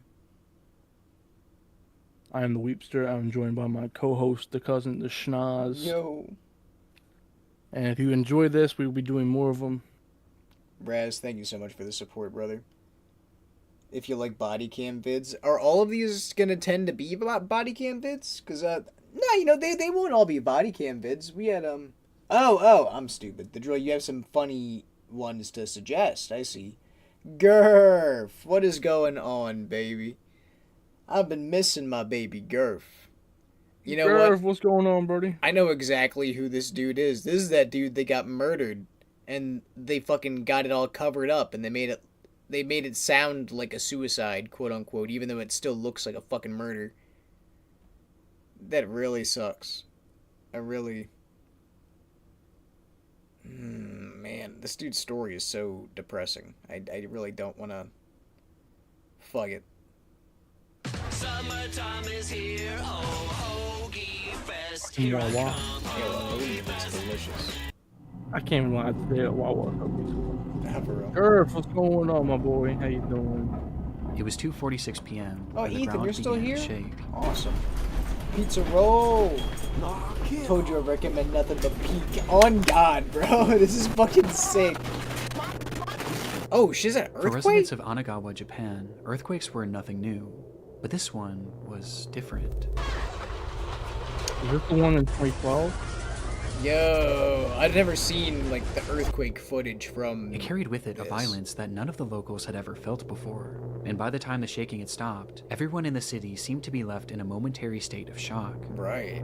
This Like, was how do especially you true even- for the what do nearly you do after 160 that? Chinese workers and students that had recently moved to the area, with Oh, most having damn. never experienced any earthquake, let alone one of this Deadeye, magnitude. welcome back to Of stream, these homie. workers You used to were a watch this, tight-knit group dude? of 20 women who had recently been hired as trainees at a company Painter called Sato analog? Susan, a company that sold fresh seafood. And having been at work I'll at the recommend time of the Al. quake, they Al. frantically ran out of the We'll see, building and stood in the street, desperately trying to figure Can out you watch what the to do darkest next, TV show ever unaware of the made by the fact same that the guy? real horrors We will were watch that still yet next, to come. Omar. Sounds great. And then In Japan, it's not just Like the Hero earthquakes Sentai you have to recommended worry the about, Painter analog. but the tsunamis that often Painter follow. analog? And usually, the bigger the A earthquake, paint- yeah, the bigger Painter the wave. analog. Okay, we can And watch given that that after. Anagawa We was can- right on the depending sea, how short it and is, Sato maybe we can watch it in Susan was between. directly on the shoreline, Yeah. these women were now standing directly in the path Doobie, of welcome an to the impending stream, disaster. Doobie Gooby. Thankfully, their boss, Doobie Mitsuo Gooby. Sato, was well aware of what was to come, and quickly he yelled to the women to seek higher ground. But given their unfamiliarity Oh, yeah, with this the is the area, 2012 Sato knew earthquake. that he would have to be the one I used to lead watch them Salad there. Saying a lot. The group Rez. readily listened, and they quickly followed Sato as he led them up a Not set of the stairs painter, on a is it nearby Freaky hill, Fenix? where they Welcome. eventually reached a shrine that overlooked Anagawa and the sea. This It is was the of highest between point in the 20 30 area, minutes. and should keep them safe from what would likely be a We massive are influx of watching, water. reacting And to sure enough, video as they of the neared the moment top, they're doobie. Sato's fears were already coming true. Be sure to As the drop a sea had like. drastically retreated, it was now beginning to push forward. Oh, the And things tsunami! were only Fuck! going to get I worse forgot how from much here. worse this But got. despite understanding this, Oh, yeah, it this was wasn't a terrible. deterrent for Sato, as once he deemed the That one's a altitude good safe vid enough too, for to this be group honest. of It's women, kinda he like then turned Dark around Rangers and began only to walk speaks back about, down but the it's definitely hill a good video towards by the Nick, slowly word, flooding word. city. If you can't The tell, girls yelled some at of the him, dark asking where he shit was is like going, genuinely which is when he bothering revealed me. that down below in his So we home in might be Anagawa careful with that were one. his wife and his daughter. After this, we should who were definitely now watch a funny directly in the video. path of this unfolding Okay, disaster. we can take a break from the. And he from was the going to freaky Yeah, save stuff. them. get some memes in here, bro. The girl screamed Fuck. out to him, And we begging will him take not to a- go, we will do a as things funny had already meme break become in incredibly between. That's a good dangerous, idea. but he didn't so much Yes, as turn yes. his head That's a as he great stepped idea. down onto the street and disappeared from their view. And it was at this time that one of those girls standing high atop the hill began to record. Hey, and I can't imagine watching something like this happen before your very eyes. I've seen that video before. Like imagine just watching the world end. All my life, family has been super important to me. I love my family, but I also Hell yeah, me realize too. I love don't my know family. much about them, at least outside of my immediate family members, and specifically my grandfather, who I never got the chance to meet. And when thinking about sad. this the other day, I went down a rabbit hole of trying to find out more information about my ancestors. And in doing so, He's I ended very up partnering handsome. with My Heritage, the #1 family history service and the sponsor of today's He has a video. very With well My Heritage, you can search chiseled through face, over and 33 the facial hair billion fits him historical super documents well. to That find shit's records of your crisp. family members. But even with my limited knowledge, My Heritage was able to form Like, entire I wish my branches of mustache family could be tree that with full just the click of and a still button, that thanks to even. their instant discovery Like, tool. holy And shit, all I had to lucky do was get the bastard. name of my parents and my grandparents, My and all of a sudden my 401 family tree was growing exponentially, which revealed generations of ancestors that I never even knew existed. It was My awesome mom to find tried that pictures of once. my grandfather and discover things about him, Oh, like that's the fact pretty that he cool. was on his college 37 basketball minutes, team. okay. And after graduation, he was called to serve in World War II, which really moved me. Whoa. They also colorized the pictures and even animated them. On this one, you can see my great-grandmother, who came from Ireland and was one of 14 siblings, which was one of many details that I found surprising. And I ended up sharing all these pictures with my parents, who absolutely loved it. This whole experience was honestly so surreal, and this was just a fraction of what they were able to find. And all in all, this experience has made me feel closer than ever with my family. In fact, I can't wait to share all of this information with my entire family, or at least those that I know. So thank you to My Heritage for this paid partnership. Do you want to uncover your story? Start with My Heritage and get your first 14 days completely free. Just use my link or scan the QR code. It's the huge construction sale at Nationwide Nissan, Kia, and Infiniti. We're demolishing the competition with up to $10,000 customer cash. And get 0% financing for 60 months. Like, Plus, no doubt, you get Pizza. Nationwide for life. I'm a like free actually lifetime engine loving guarantee. everything about this dude. It just keeps getting better. Oh, and this shit is perfectly timed. The ad ended. The second chapter 1 fades in. That was beautiful. I loved that. Have you ever seen this video though before? I feel like I probably did a long time ago. But I've never seen it with the audio like this. The footage This shows is, that the this shoreline is was fucking no more, nerve-wracking. as the water had inundated the entire area, as it slowly crept its way deeper and deeper into What's the city this channel's streets. name? This channel's name is Nick Crowley. Almost at 3 million subs. Go drop him a sub, guys. The women were understandably in a panic, trying to make sense of this ordeal that they were now given a front row seat to. And as they record, we can hear them desperately Satan's calling out no! for Sato. But at no point do we see him. We just know that he's Shame, down there, shame. somewhere. And as the desperation in their pleas increases, Anytime the drill. so too does the fury of the water. Guys, we are coming up on 3,390 subscribers. Thank you all very, very much. Oh my god, look at that car. So did the tsunami already strike and this is the floods? Yeah, this is the flood now. Okay, gotcha. There's the siren. And there's the They siren. could only watch as Anagawa as they knew it was completely eviscerated. It's such a beautiful place. It's such a shame to see it all fucked. They need the Aura farming kid to save them, literally. Where's fucking Piccolo at?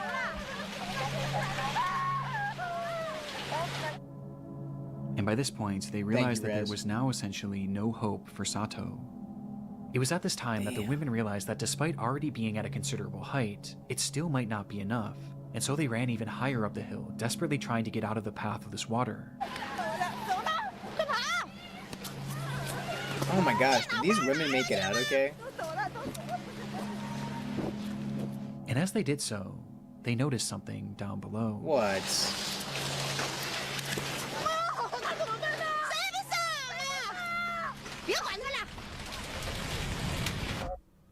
What the fuck? Standing on a rooftop in the middle of this massive tsunami was Mitsudo Sato. The building that he stood on was once a full 2 stories off the ground, but was now just a few inches above the surface of the water. Holy shit! I never knew. So you're telling me that is 2 stories tall? Yeah. I never for the life of me knew exactly like how much water was like genuinely like engulfing Anagawa in this. That is literally bananas. Yeah, it was like an 8-point-some earthquake. 8.5 magnitude? Yeah. Damn. It was right outside Japan. Right, so that just sent that tsunami fucking I remember feeling this earthquake and when I lived in that townhouse, bro. No shit. It was like 5 seconds long. So what but, year like, would this have been? 2012? This was 2012. I remember a few different earthquakes from around that time period that we would have felt as like not much, but they would have felt like crazily. Yeah. I might. The women remember. again call out to him, this time even Phoenix, more welcome, bro. frantically.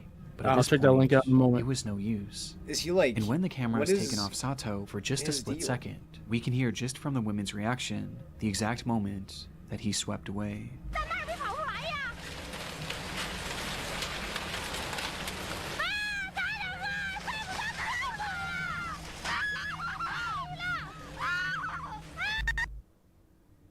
The recording stops shortly after and restarts minutes later, revealing that the streets where the women had been standing just moments before were now fully underwater, and the buildings that once stood around them were now reduced to nothingness.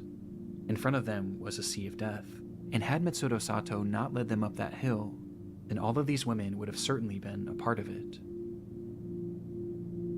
So wait, that guy saved them? The date was March 11th, No, 2011, it's a different guy, a day where different Japan guy. had Oh, been hit by its most wait, for devastating real? 'Cause I thought- part and had been standing just in the it was no use. Men again call out to him this The women again call out to him this time. Water was once a full 2-story was Mitsudo Sato. Yeah, So and then- the exact streets were stiff and big ever. March 11 not led them up that hill. And in front of them was a sea of death. And had Mitsudo Sato not led them up that just hill, said just grab a then all floaty. Shut the fuck up. But yeah, no, it says that he led them up that hill. How'd he get back down there? That's What the exactly what I'm wondering. How did he end up over there on the roof of that building? Maybe he pointed them in a direction? Maybe. I'm really these I'm not women would have certainly completely been a sure, part of but it. That's creepy. Not that is terrifying. That's bananas. The date man. was March 11th, 2011, a day where Japan had been hit by its most Oh, it's devastating 2011, earthquake not ever, 2012. with it ringing in at a magnitude 9.0, which Jeez. in turn caused the nation's worst ever 9.0. tsunami, as that day, 19,759 people would lose their lives, with Mitsuro Sato being one of them. But against all odds, his wife and daughter were not part of that death toll, as it's been reported that they were later found alive and unharmed. The devastation that occurred that day is incomprehensible, and all the footage of this disaster could warrant a place in this video. The especially fire the footage combined of with all Hanagawa, the as you flooding can see what is it just looked like oh before, my god. during, Holy and after. shit.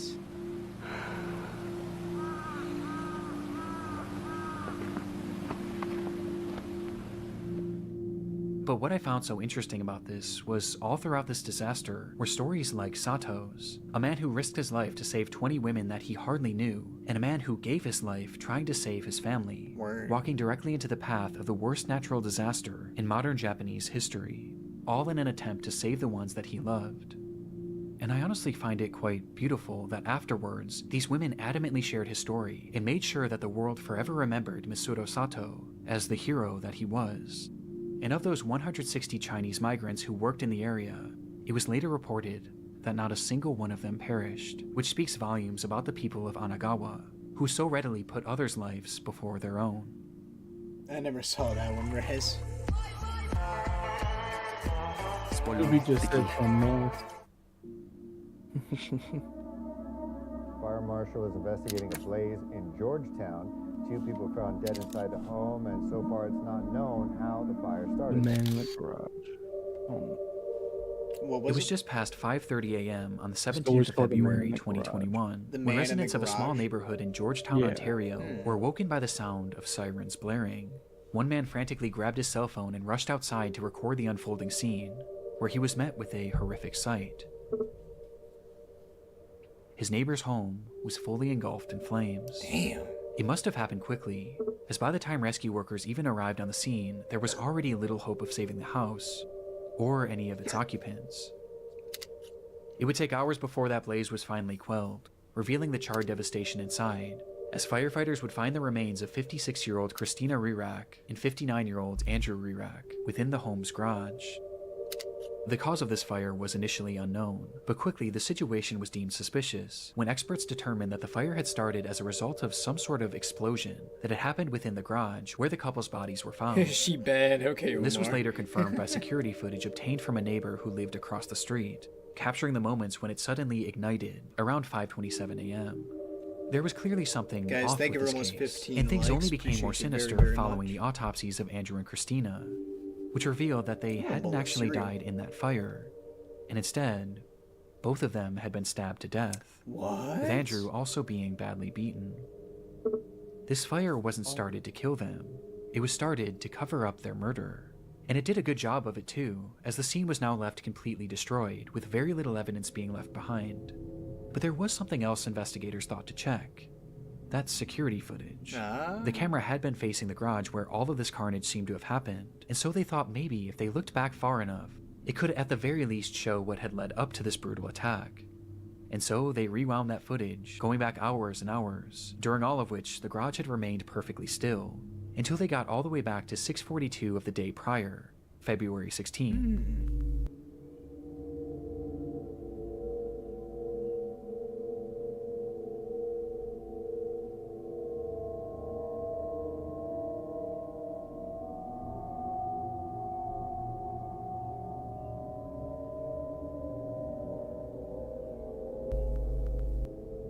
The film showed the moments that the couple had arrived home together inside of Christina's car, which Andrew had been driving that night, as he pulled uneventfully into the garage. This was the last time this couple was seen alive on camera, which on its own is disturbing enough. But as it turns out, there was something far more unsettling about this footage, as it revealed the fact that Christina and Andrew weren't alone. What?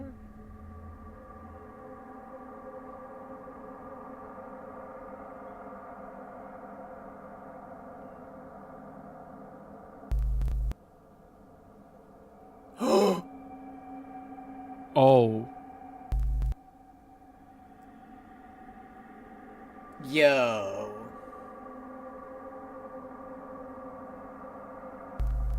The footage showed a tall figure, its features completely shrouded in darkness, almost as if it were a shadow, with this figure lying in wait out of sight on the side of the house, until right after Andrew pulls the car into the garage, when this person slips in behind them. It's impossible to say for sure if the couple noticed this person or not, but it appears that they likely didn't, as they both start to exit the vehicle, to which the figure then ducks down in an attempt to avoid detection.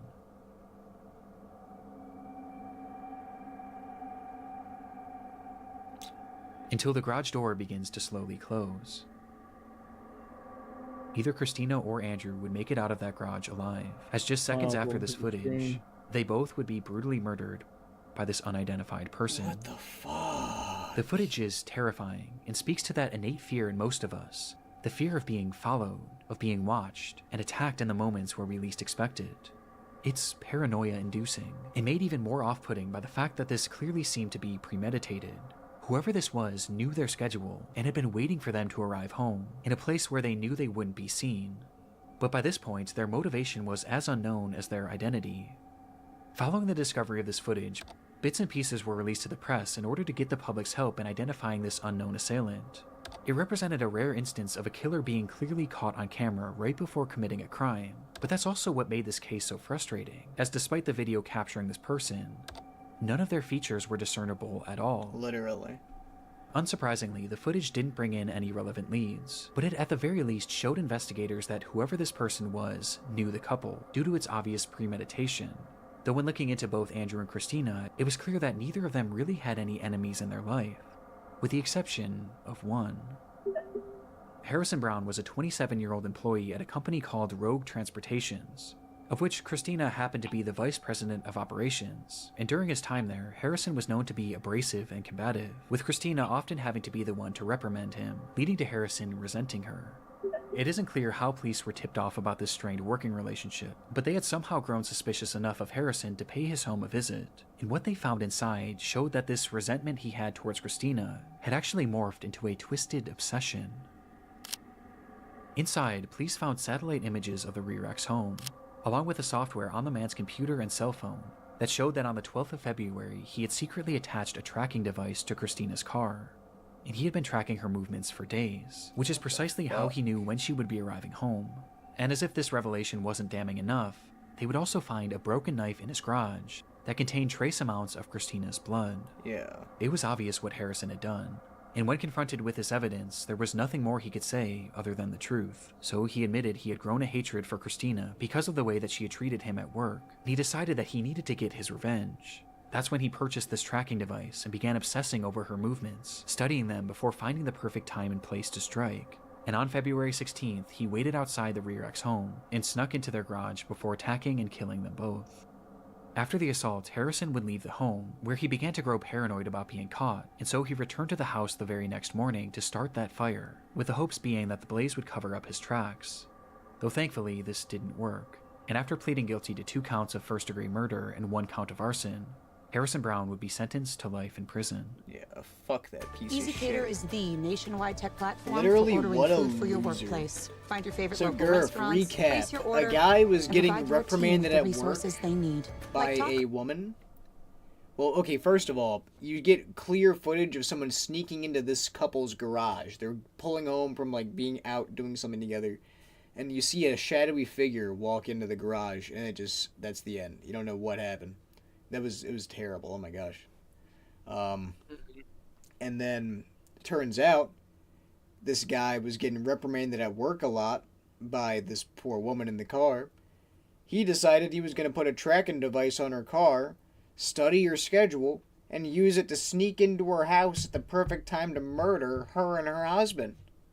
And then he got so paranoid about it, he went back to burn their whole fucking house and bodies. Yeah. Burn it. Sick shit. Look at your previous message. Weepy, why does your picture of the top look like a Smurf that guy head? Best head of his life. The picture is a drawing of me, my character, giving head, actually. So you're pretty close to that topic. Horrible person It's just- indeed, Gerv. It's just a drawing from a video game that I played a few months. Trav, what's up, man? How you doing tonight? Alright, guys, we're over halfway through with this one. After this, we're gonna be doing a funny meme break. I've got an unresponsive female. I got a male in the car, refusing to get out. Roll over TC. It's the eve of Thanksgiving, 2015. Police officer Patrick Feaster sits in his cruiser parked alongside the road in the town of Paradise, California, waiting for his first action of this uncharacteristically quiet night. His car was facing the direction of a well-known local cantina, which patrons were known to drive away from under the influence. And sure enough, as the clock approached midnight, the calmness around Feaster would be shattered by the sight of a car speeding out of the restaurant's parking lot.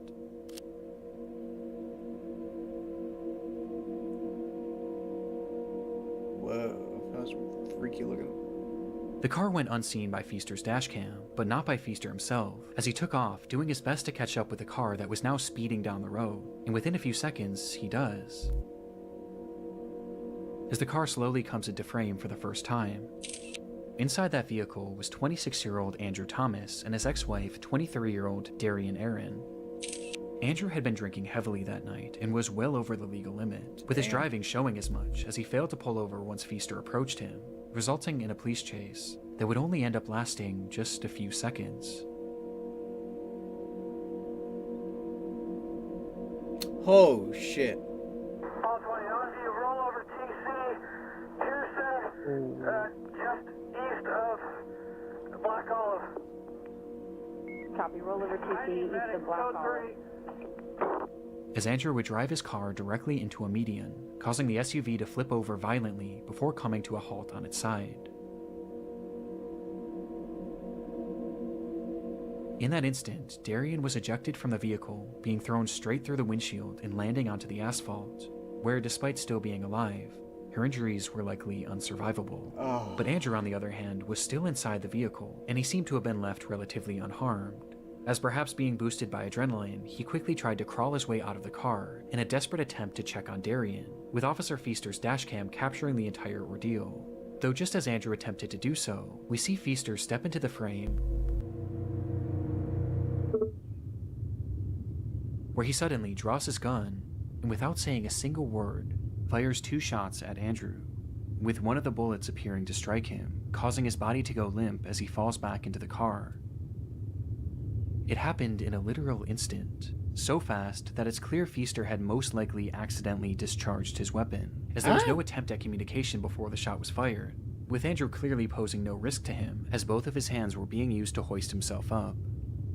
From the footage, this all seems to be a horrible accident, and one that Feaster seemed to recognize right away, as he rushed up to the car, pointing his flashlight at the man that he had just shot, staring at him for over 10 seconds, trying to make sense of what he had just done, before he finally snaps out of it and uses his radio to call for backup. Though this is when this already dark video starts to become much more disturbing. Oh, man. I've got an unresponsive female. I got a male in the car, refusing to get out. When Feaster makes this call, he never mentions the shooting, and instead he states that the driver was refusing to get out of the vehicle. This is then followed by Feaster walking away from the man and pointing his flashlight to the ground, almost as if he was looking for something. Copy, give your cross on Black Olive. Pearson. Copy, Black Olive and Pearson. With some theorizing that he was looking for his shell casings. Though right then, another officer arrives on the scene and begins to survey the wreckage. Just her? No, there's a male in the car refusing to get out. He's not even Where, mentioning again, the shot. Feaster says that Andrew was refusing to get out of the car, making no mention of the fact that he had just shot him. It's clear at this point what Feaster was trying to do. He was trying to cover up his accident, but this suddenly became more difficult when Andrew started to speak. Okay, we got one. He's refusing to get out. Get out of the car, sir. You're not shot, sir. Get out of the car. Andrew Thomas was still alive and had muttered to Feaster that he had been shot, but even to his face, Feaster denies it. Shortly after, Andrew then tries to tell the other cop what had happened. Sir, I'm ready to come out of the car, but the car is still on, and I don't want you to get hurt. Behind him? Yeah, I was right there. I saw it. get shot at the cantina? Who shot you? The cop did not shoot you. But understandably, this other cop wasn't believing him, as surely Feaster would have said something at this point. And so Literally. the minutes start to pass. And after 5 full minutes, Feaster continues processing the scene like nothing had happened, with the other officer being left to theorize that Andrew must have been seriously injured and was likely in a state of shock, which is why he was making all of these strange claims about being shot. He may be hurt in there. Yeah, I know he is. He's in shock at the very least. From here, the footage cuts, and we're only left with the audio from that same officer's body cam, as he attempts to get more information from Andrew. Sir, I need you to talk to me so I know you're okay. Sir, take a look at me. Did you bump your head? But by this point, he had gone completely silent.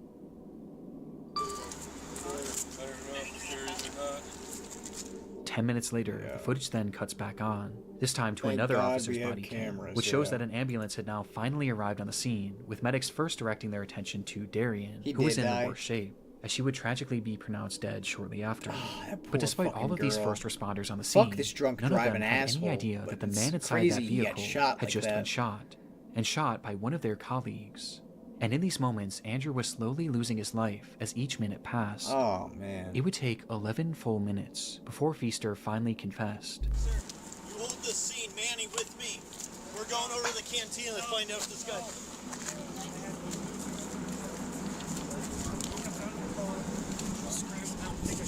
I wasn't even pointing at him. Saying that he might have shot the man, but he wasn't sure. And immediately after saying this, the recording is stopped, and the footage comes to an end. Sure enough, in that moment, Officer Patrick Feaster had in fact shot Andrew Thomas, with a bullet striking him directly in the neck. And the reason why he wasn't getting out of his vehicle was because that gunshot had left him fully paralyzed from the neck down. His condition was awful, and made worse by the length of time that it took for him to receive proper treatment. And despite fighting for weeks, Andrew Thomas would lose his life less than 1 month later, due to that gunshot wound. Afterwards, Feaster admitted that he did fire his gun, but claimed that in the moment he wasn't actually sure if he had hit Andrew. But many found this hard to believe, as his gun clearly goes off while he's pointing it at Andrew, and he clearly gets a good view of him immediately after the fact. Not to mention the fact that Andrew literally told him over and over again that he was shot. But for many, by far the most incriminating moment was when Feaster appeared to be looking for his shell casings. And because of his actions, Officer Patrick Feaster would be found guilty of manslaughter Look at that and piece receive of a shit, prison dude. sentence. He looks like of he'd fucking lie about 180 shooting somebody. days. A decision that was heavily contested but ultimately upheld. 180 days. And while Wait, no one is what? defending Andrew Thomas's decision to drink and drive that night, Feaster's use of deadly force and his blatant attempt at covering it up make this footage harrowing nonetheless. Yeah. And that girl was alive enough to see that. I hope she wasn't conscious.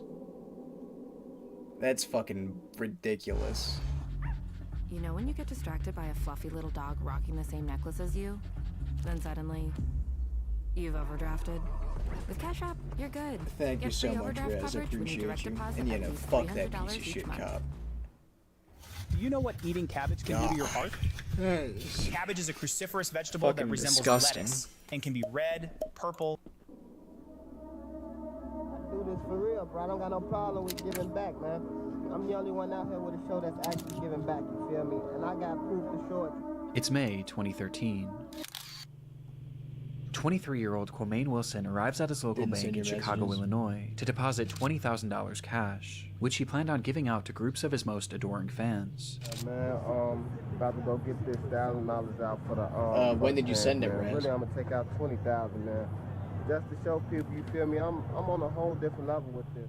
To this point, Quamaine had carved out a Because if you've respectable sent it following on since his the YouTube stream channel, started, I where he haven't acted looked in a at anything series since the called stream The Nick started. Story. One more word out your mouth, and that's your ass. That's your life. I'm gonna take it myself and put it in my graveyard with the rest of them. Maybe Along with this posting isn't music he who I made thought it under the was. name Young QC. This is not who I thought it was at all. I'm a fucking moron.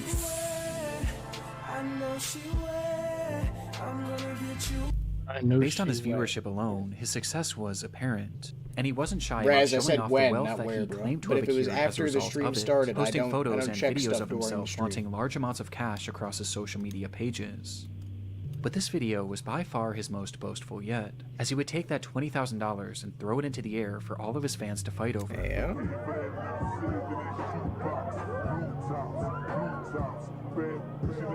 With Quamain clearly relishing in the opportunity to show off his riches, despite the fact that behind the scenes, things weren't quite as they seemed. Yeah. The truth was, Quamain had actually earned very little from his channel despite its viewership, with this being on account of his videos containing copywritten music, and the fact that he only had a dozen or so uploads. In fact, his social media flexing had started well before he even made his first video. The fuck? As in reality, all of this money was coming straight from his mother, What? Yolanda Holmes. Having started a successful business in Chicago, Yolanda made a great living for herself and Quamain.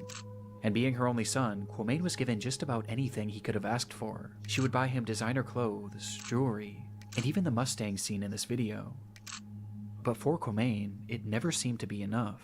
He wanted to achieve a life of fame and riches, and he used his mother's finances to sell the illusion that he already had, asking her again and again to purchase him things that could help him sell this dream, until one day, it all came crashing down, when Yolanda would tragically lose her life. She said no. Just like that, Quamain's entire support system had fallen out beneath his feet, Oh, wait. leaving him without his mother and without the provider who was funding his entire life. I take that back. I guess he didn't kill her. Oopsie daisy.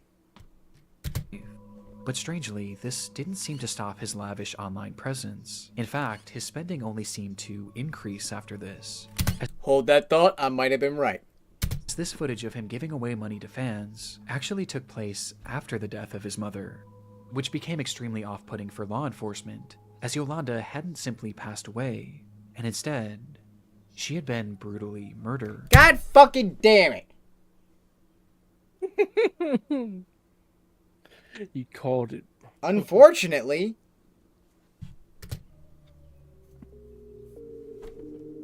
Quamain had learned Who something shortly kills before their Yolanda's mom passing, for... that not only were his mother's savings entirely willed to him, but she had also taken out 2 life insurance policies, in which he was the sole beneficiary. And despite Yolanda giving him anything that he could have asked for, it seemed that by this point, Quamain had simply grown tired of having to ask. And so, on September 2nd, 2012, he would offer his friend Eugene Spencer $3,500 to kill his own mother. Eugene accepted the offer, and that night he would travel to the apartment of Yolanda Holmes late at night, where he entered her room and shot her multiple times as she slept. Oh my god. At the time, her boyfriend had been sleeping next to her, Miser, and despite jumping up and welcome doing his to best the to fight off the attacker, stream. Eugene How would are eventually ya? beat him unconscious before fleeing the scene. Eugene would call Quamain immediately after the attack to tell him that the job was done, but rather than feeling any sort of guilt, Quamain instead had no emotion, and he simply stated, "Make sure the bitch is dead." Yeah. And so Eugene went back up to that unit, this time brandishing a knife, and repeatedly stabbed Yolanda until he was absolutely certain she was gone. And with that, Quamain Holmes was a rich man, and it only cost him the life of his own mother. Right, killing somebody for a moment, the crime had worked $3,500 for real? The police were left with no concrete leads as to who might have killed Yolanda, and the public Bananas, largely believed dude. that it was her boyfriend, whom Eugene had knocked unconscious. But no one even thought to look at Quamain. And recognizing that he was in the clear, his behavior grew brazen almost immediately. Quamain Wilson lost his mother to gun violence on November 14th. My mother, she was a neighborhood woman. A guy entered her home, and murdered her, just to steal. As he went on What a TV to piece talk of about his mother's fucking murder, shit. where he peddled the theory to the public that this was some sort of botched robbery. All the while, he showed no emotion. He wouldn't even wait a full week before depositing the money, as he took out $90,000 within just the first few days, and immediately began showing it off to his followers. Yeah. And in this footage, where he gave away that $20,000, throwing it into the air as if it meant nothing to him. No, what an absolute Every cent of that dog shit had come human from the being. death of his own mother, a death in which he was entirely responsible for. It would take over a full year for Quamain and Eugene to be caught, with police largely being tipped off by his online antics. I bet. And in the end, Eugene was given a 100-year prison sentence. Fuck him. While Quamain received 99 years. Should've. With his legacy now permanently defined. What a stupid fucking distinction. Can we... 1 year difference. Alright, so You killed that woman. We're gonna full century. You, however, stole all of her money and orchestrated the entire thing, planned it, paid the man to do it. We're gonna go a little easy on you and go 99. Gee, thank you, Judge. Oh my god, bro. Maybe they just wanted to like give him the hope that it was gonna be better. Like we are giving you a shorter sentence though. Don't worry, Quamaine. You didn't kill nobody. It's like 99 years. 99 years for you. You know what? days. Now that I think about it like that, that's fucking baller as fuck. He said, "Fuck him." It's fucking awesome, bro. He doesn't even get the full 100. 99. By his creation bitch. of one of YouTube's Thanks for the 1 year, darkest Judge. videos. Nah, the drill. I think he should sit in a cell and think about not having any money to spend for the rest of his life. Yeah, you see, for me, the death sentence just feels like an I want to easy give one last way thank you to out. this video sponsor, MyHeritage. Use my link down below to Like, get your unless it's gravely apparent how much the person that did the crime fears death, then I think it's better to just let them sit and fucking rot, knowing they can never enjoy the life that they killed somebody and ruined their life to try and live. Like, he has to live a life with no money, eating prison food forever until he dies. That's done. Yeah. Weepy, any way in? I agree. I believe he deserves to suffer for this. I feel like death's an easy way to escape that punishment right there. Word. It's not something. It's insane. You know, the go through all that and then go on the news and say that she was murdered, and they tried to steal something. Like, how can you look in the camera and just say, like, my mother was a good woman, and, like, fuck you, and then take $90,000 and just give it away. She worked her life for that money. She gave you everything that you wanted. And he only did that for internet fame. Which wasn't even real. It was all fake. Which wasn't real. Bro had no talent. His clout was coming from the fact he was holding money next to his face. Yeah.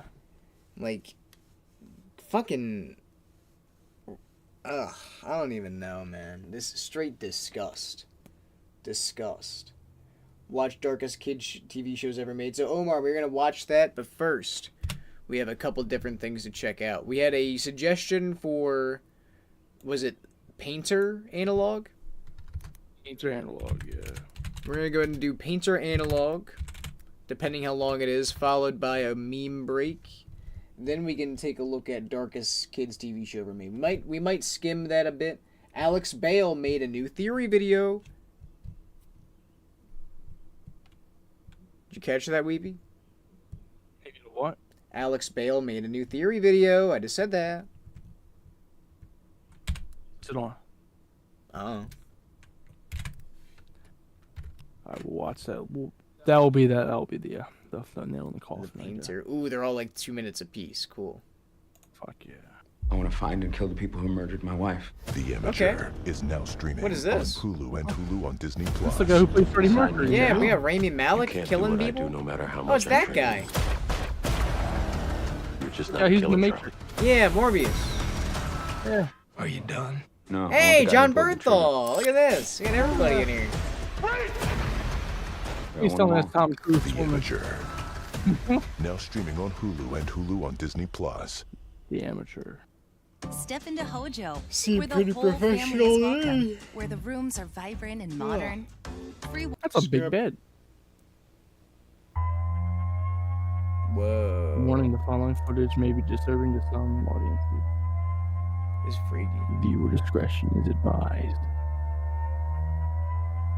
6 months ago, 6 months police found 3 paintings stored away in an abandoned storage area, each titled after fuck. Recent murders. First victim was Carla Gray, found with 36 stab wounds to her face and all of her teeth removed. On the back of the first. What the fuck? What the fuck? Okay. Oh.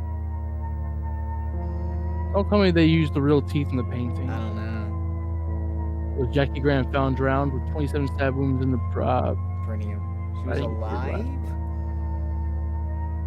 Titled Floating Jack.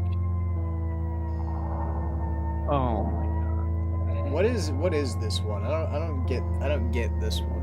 Last victim was James Miller, found with his face torn off, the wrist still open. Autopsy showed that James was alive for several days without a face. Jesus. Third painting was named James Face. Is it his face? Oh. Okay, I mean, I don't know. This one's kind of dumb. 2 months later, several more paintings were discovered. However, the titles of these paintings do not seem to be connected to any known cases of crime. You know, a lot of the analog horrors are fake, the drill. But the they're other supposed paintings to just be interesting and kind of cool. I think this one's kind of dumb.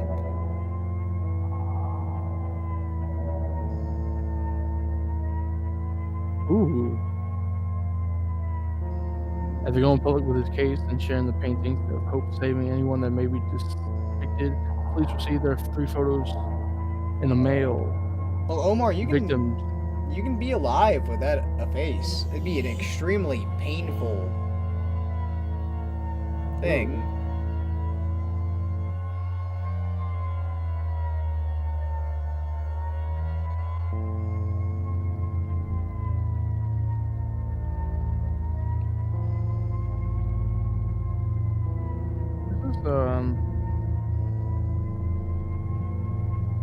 Self-portrait was found 2 days ago. This is the painting.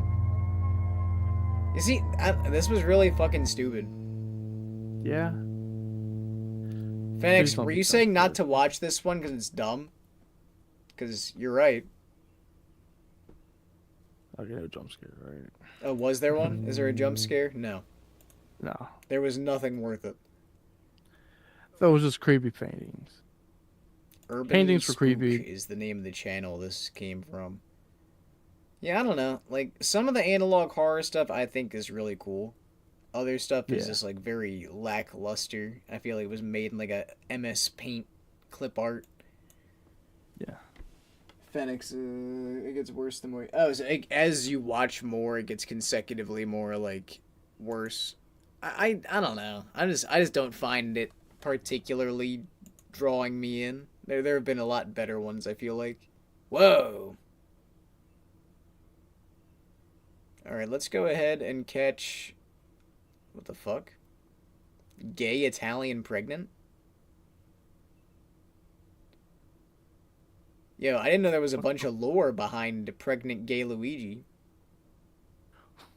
What? Kind of cool. I fuck with that. Should we keep this on the back burner? Who's Frankie Faye? I've never heard of her. It's the big summer sale. Shop and save on pregnant, styles too. Look at made that. to match Merry your summer energy. Christmas.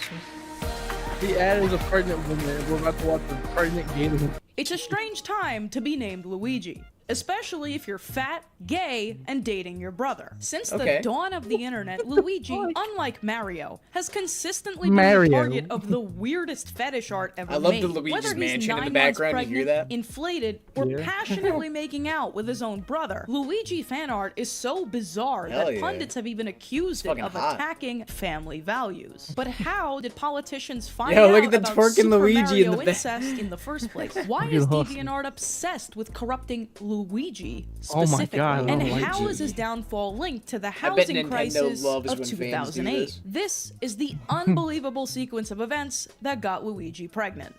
This is Oh my God. bad art history. I did not need any of this.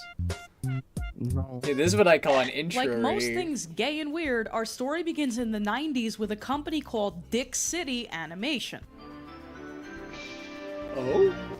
Dick. Before we bust that one What the open, in fuck? case you've never seen this, pregnant, inflated, gay Luigi is a subgenre of fetish art that's been floating around the internet for at least 15 years. Fuck And yeah. while it's easy to look at something like this The and pinnacle assume of that it's human nothing engineering. more than DeviantArt weirdness, as soon as you try to figure out where any of it came from, nothing makes sense. Why was almost all of it a one-time thing for the artists who made it? Irony alone does not explain Everyone this, just but I had think that I figured weird out what happened. urge to In the make a pregnant mid-2000s, Luigi 3 events one would time. unfold in rapid succession and ruin Luigi's life. Had to First, join the in trend. 2005, some jabroni goes to the zoo and uploads a video of it to a new we're going way website back. called Goddamn. YouTube. Then, Oh, yeah. in 2006, a British kids channel begins airing reruns of a Mario cartoon so famously ass that it broke thousands of young I didn't minds. think it was And in that bad. Fuck you, 2007, lady. VHS tapes of this show would make their way into the hands of the infamous YouTube poop community. But we're missing something. Oh my There's god, only my one people. character in existence who could have reasonably gotten Luigi pregnant. A character conspicuously absent from an obscure educational game from 1993. Mario is missing. Strap in for the most batshit crazy art Remember that's on history my Wii? lesson of your life.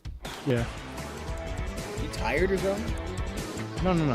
I'm watching, trying to figure out. In what the hell's going on. 1985, Super Mario Bros. Came out for the NES and Hell changed yeah. the entertainment landscape forever. And I'm sure this is familiar to you. But to kids in the 80s, this was the equivalent of landing on the moon. So meteoric was Super Mario's success that Went a on few Earth, short how do we years give and a body sequels cam later, footage it to had this? inspired Hey, man, this is multiple important shows, stuff. live action and animated of watch hilariously what Gerb inconsistent said? quality. It's Suggestion, worth the unsolved remembering that mystery during of the 80s and Appalachia, 90s, cartoons made for the sole Ooh, purpose we're of definitely pushing gonna action watch that. figures Is were that the new- becoming is a that the new fixture theory of video? children's entertainment, which, in case you ever wondered, is why they all have that a that, which were Rambo becoming a TV show? fixture of children's entertainment, What? which, in case you ever wondered, is why they all have that look. But the Super Mario marketing department wasn't merely content traumatizing thousands of Japanese kids Yo. with 2 overweight Italians in front of Hell a yeah. green screen. So they quickly got to work with more experimental types of spin-offs. And one of the earliest staples of hardcore PC gaming Thank was you, The born. Drill. Released for the MS-DOS in January 1993, Mario is Missing was a truly subversive point-and-click Thank you, big dog. I adventure appreciate game you. in which you play as Luigi, who must rescue Mario from Bowser's clutches and foil Bowser's plan to buy enough hairdryers to melt all the ice of Antarctica. But the plot of the game is irrelevant because its true legacy came in the form of one drawing. This unintentionally blood-curdling image of Luigi kind of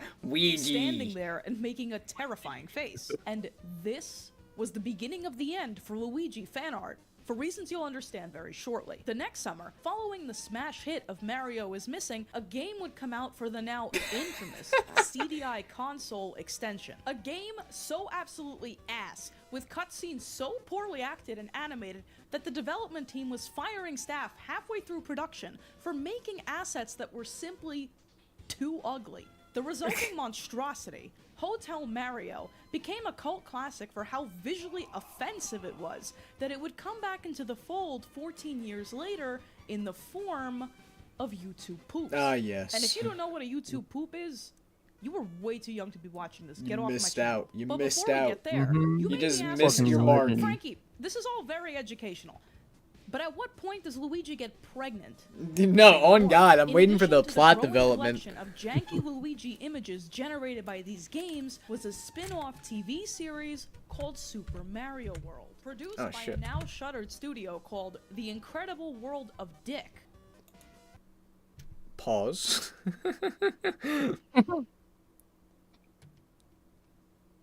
And continue. This show, much like Hotel Mario and Mario is Missing, was pretty charmingly bad. And it was quite the blink or you'll miss it phenomenon, because it only ran for 3 months. Is she in from New York? 1991. She sounds Its like she's greatest from New York. contribution, cementing it in Yeah. shitpost history, was its final episode. History? Why did she say that like that?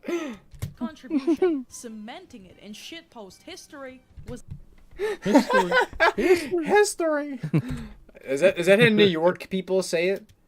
Hey, I'm walking through history. 91, but its greatest contribution, cementing it in shitpost history, was its final episode. History. I'm so upset by that. The plot is pretty cut. and dry. Mama Luigi Luigi. recounts Mama how Luigi. This is character classic shit right referring here, to boys. himself like this. That'll teach you to mess with my new little buddy Yoshi. Cool it, caterpillar breath. I'm not your mama. Mama Luigi. YouTube Kill the me intellectual now. backbone of visual media. The stuff that so profoundly The cooked my fuck was brain as a that? kid that I The shit that grew makes up with Weepy videos laugh, ladies and about gentlemen. this. But what are they, and why do they matter? By definition, a YouTube poop is not just a video that sucks. I love how It's she a says type of poop. mashup made of pre-existing Poop. media that Poop. gained enormous traction in 2006. The availability of home computers, the monstrous popularity of Windows XP, and the prevalence of an editing software you may have heard of called Windows Movie Maker meant that just about Oh my anyone God. could slam together clips from games and shows, raise the volume to something known as ear slap 300 rainbow filters onto it and call it a day. These I really wish I would have been one of those YouTube poop kids growing up. for the 2000s Yeah. era That would have been of so explosive great. Random humor. What the fuck? I'm a fire in my for laser. this genre were Hotel Mario, Mario was Missing, and of course, Super Mario World. And if you do drugs, you go to hell. Before you die. Between 2006 Oh and my somewhere god. around I used to love 2012, watching you that could throw a video. stone in And if you any do direction without drugs, hitting you spaghetti. go to hell before you die. Ouija. Here, take Ouija! The sky had a baby. This guy Had a Pokemon. Ouija! And notably, Mama Luigi. Oh, yeah. But the metaphorical water most likely broke in 2008. RuneScape is when goated YouTuber as fuck, Tippin' on Man God. uploaded the legendary Just get back in the poop. RuneScape story, Mama hell yeah. Luigi gets pregnant and dies. And the What? timing is no coincidence.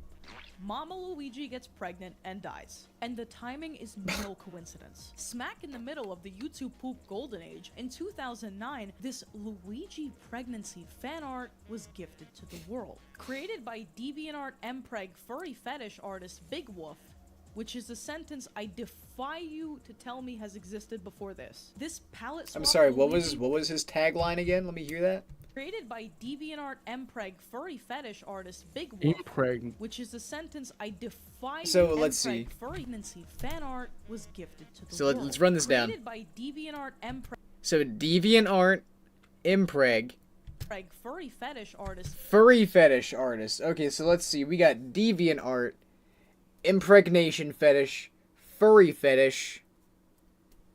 That's a recipe for Luigi getting pregnant. Big Wolf, which is a Luigi. sentence I defy you to tell me has existed before this. You invented this it, hon. palette swap Luigi was a cultural Big synthesis. Wolf. Numerous fetish artists, Big likely Wolf. inspired by some of the Big darker Wolf's the themes reason of why his this world Mario sucks. That's it. That's threw it. This their was the hats into turning the point. ring, It with was their 9/11 renditions of Luigi bearing and a Big child, Wolf. gaining dangerous amounts Yeah. of weight, and so Ruined forth. everything. And for what it's worth, YouTube Poops touched on a variety of grave subject matter, including assault, pregnancy, unwanted fatherhood, Why did they double down death, on the Mama and so Luigi? on. They But we're literally not even doubled close to down. doubling this Like, yet, they're because no there are two taking it majorly back. confounding factors that we haven't even talked about yet: the recession and gay rights. Woo! Fuck yeah! That's what I've been waiting for, baby! In the June! 90s, there was a massive development in the fan art space. In 1998, when I was 0 and therefore could not intervene, two bloggers Me going by too. the pseudonyms Talia Johnson and Texas Ranger coined the term Mpreg, or at least its earliest known use online. While male pregnancy is by no means a recent literary invention, the rise of fanfic sites like fanfiction.net and AO3, among others, Oh, allowed shit, I untold forgot all numbers of about devoted Archive fans Your to Own. publish literally anything they could think of. And while this is a What the separate fuck Oh was my that? God. Yoshi and Toad. The more I look at it, the better it is. Look at his lips. Slobber from the lips. And then you got the wolf in the background. Bro, literally, you know that song that goes like, so what if you could see? It's... That's the song playing over this.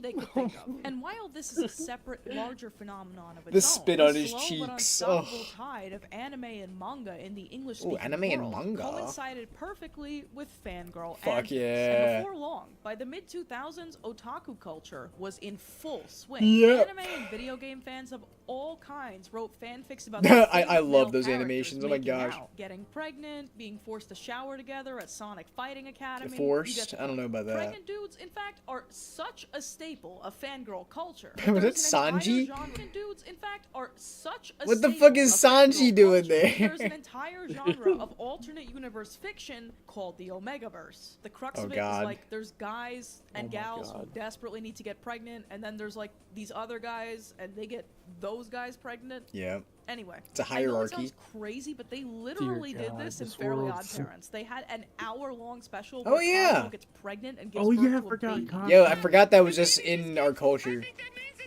Yeah. What the fuck was that? The creator of the show. Not actually gay. Were largely done for the novelty and the taboo factor. Not necessarily because everyone back in 2004 was especially impassioned about gay marriage. And because many of these fics were expressly I'm written getting to be tears smut, of there was joy. also a My great childhood. deal of incest. In fact, I remember when Warren High School Host Club was poppin' when I was like 11. Yo! In fact, Tell me we weren't just fucking talking about this. It's Oren High School Host Club. In fact, I remember when Oren High School Host Maybe Club was you're my poppin' when I was love. 11. I remember seeing those prehistoric memes, the twincest memes with the two twins.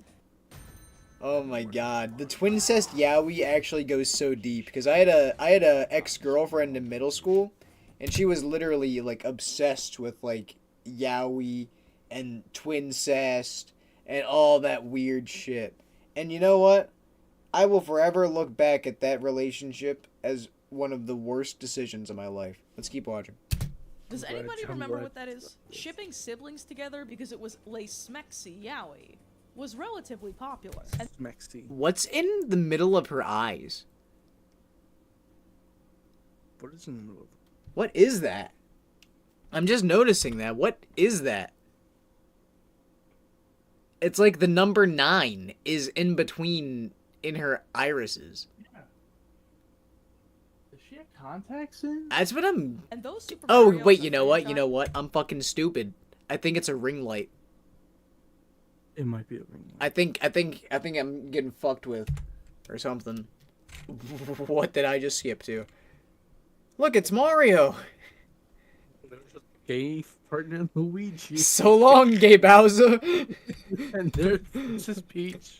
Le smexy yaoi was relatively popular. And though Super Mario as a franchise never had the type of fangirl following that, say, Legend of Zelda did, there were nevertheless trailblazing DeviantArt users that would stop at nothing to make sure Mario got Luigi pregnant. Damn straight. Mario Bros. Yaoi Fan 12 was actually such a major influence on Oh, Super no. Mario incest that her Lest we artwork forget. from 2011, mind Our you, hero. still comes up in relevant Google searches today. Damn But straight after he does. 2011, there was a noticeable decline in the volume of pregnant Luigi art, which No. coincides with the death of YouTube poop culture. As YouTube developed its corporate identity and sought to make itself more palatable to advertisers, its early rough around the edges era faded into irrelevance. And the fact was, in the early 2010s, calling things gay did not really hit the same. The topic of gay rights and gay equality was about to explode into the mainstream political discourse. And gay fan art that was once considered a gag had taken on a degree of post-ironic sincerity. Which is to say, even though there was no political appetite for incest, drawing Mario and Luigi locking lips was now seen as more completely universally funny than it possibly was offensive. But not by everyone. This joke fan art of Mario and Luigi making out, which funny enough actually did come Are we from getting the into YouTube Nintendo era, finally? randomly resurfaced in 2019 in the form of a hoax tweet by an account pretending to be Nintendo of America. Holy The shit. account, which misspelled the word Nintendo, tweeted the gay Mario incest image with the caption, "Happy #Pride Month. Our staff is filled with people of all sexualities, so we love supporting that." And even though anyone with eyes could see It that went this was a viral joke, and they thought it was British Nintendo. conservative commentator Sebastian Gorka felt the degree of wokeness on display was so off the charts, he fired back, tweeting at the actual Nintendo Oh, of America. no. So Nintendo America is promoting incest now? Also, I want to be clear. Oh, Georgia no. is a human being. People fall for things Oh, all no. the time. When Just the recently, meme I breaks saw a into the tweet real about a world. totally bogus lost media game from like South Sudan called The Adventures of Sexstick, and I uncritically just believed it was true. I just thought this was a particularly Is it bad? I immediately believed it. Like I was right on board with sex dick there. I was ready to pre-order that shit. funny bad. interpretation of that tweet. And now that we covered shitty educational Why the games, fuck did his geeky face? cartoons, Okay, YouTube Yoshi, I'm posts, gonna and say stop. Super Incest Brothers. Bump. I saved the craziest part for last. I have a theory about the 2008 recession and Luigi inflation and thickness that is so genuinely insane that I only teased it in the intro because I did not actually want to lead with it. But I think Fair there's enough. potentially a little something there, so please hear me out. All right. As you may remember, the recession began in the tail end of 2007 and was over by the summer of 2009. Recession pop, as it's retroactively been called, Jim was Carrey's characterized by optimism, loudness, and excess. And following in this theme of general excess, common wisdom tells Being us that in born times of during the financial recession or was, like, resource so hardship, fucking men great. tend to prefer a more voluptuous female figure because it suggests biological fitness. But in order not to go off speculation alone, I found contemporaneous articles from 2008 and 2010 suggesting that attitudes in the US during the recession and after were shifting in the direction of thickness. Studies from 2013 and 2020 also positively state that in times of hardship, men tend to prefer a curvier body. Word. This also lines up, potentially as a coincidence, with a more bottom-heavy, ample beauty standard throughout the 2010s. Now, I'm not saying this is causative, or that it is the sole reason for the spate of Luigi weight gain and inflation art in the 2010s. However, I cannot help but notice the intersection of loud, excessive, bombastic early 2010s humor of Yeah. the rise of the thick movement and Luigi art that looks like this. And as for this artwork, by the way, though this image was fleetingly a meme Holy in 2019, shit. it's actually legitimate fetish art made by artist Lou the Pyro. The fetish in question, but inflation. This is just my game theory. There is, as you can imagine, zero research into this topic. I just really needed to tell you that I made this observation during the research. And this leaves us with merely one loose end. Why Luigi? This question does not have a single answer, but the simplest explanation is that Luigi is portrayed as the younger, taller, slimmer, timid counterpart to his older brother. Put simply, he's kind of adorable. And if DeviantArt specializes in nothing else, it's taking a character you find wholesome and corrupting him in a way that sends you to therapy for the rest of your life. In fact, one of the more well-known examples of sexy Luigi corruption art that you have most likely seen is this image of a muscle-bound Luigi made by an unknown artist in 2015. I love Though it. something about this feels distinctly like joke I've never fetish seen that art. before in my life. Fetish art is fetish art. This illustration, known by its moniker, That's How It Is on This Bitch of an Earth, fully subverts Luigi's character by depicting him as stoic and powerful. Though the original drawing did not actually include any text, the version that was widely circulated in 2015 in the form of this picture of a blanket gained such notoriety that even Shadman, an artist with a reputation for being horrendously edgy and offensive, made raving rabbids. More capacity? Motherfucker. More cupcakes. The KitchenAid bowl lift stand mixer. When a migraine strikes and I've taken a trip down, side effects. When an ad strikes and interrupts my fucking video. Migraine again. Oh, You I had to brought get. Skip. Better pop a skip button. Came from. Amazingly, it is not actually just an edgy meme. It originates from the 1953 play Waiting for Godot, as authored by Samuel Beckett. That's how it is on this bitch of an earth.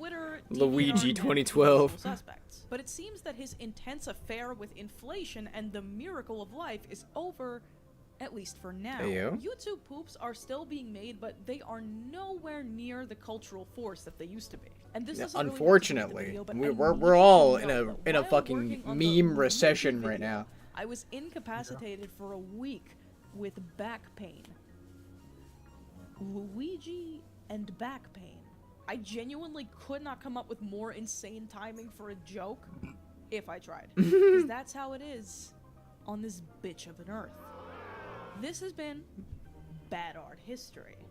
I really wish you would have just had it end on That's just how it is on this bitch of an earth. Alright, what do we got next?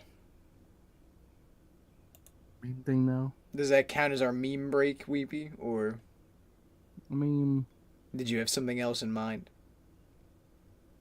I mean, we can watch some more memes if you want, but if you want something else, you can. Like the Alex Bale. Yeah, we got the Alex Yeah. Bale waiting. Yeah. As a matter of fact, what was Gurf's last comment? Oh, is she from New York? Okay. Gurf, are you still here, baby? Because I think you were the one that brought up the, This fuck, video I'm was not made trying to possible clip by this. Scumcell. This video was made. Alright, thank you. Come again. Guys, what do we got next?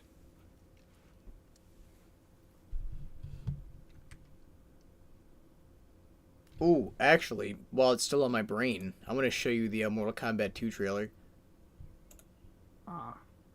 It looks so fucking good. If you've played Mortal Kombat 9, then this is gonna speak to your heart and soul. Uno mas, thanks.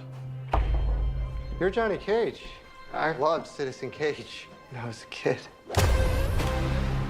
Thanks, man. I appreciate it. They should do a reboot. Nobody wants that. Shit went out in the 90s. Johnny Cage, you have been chosen to fight. Tell me you're not some crazy fans. How are you doing that? Are you coming or what?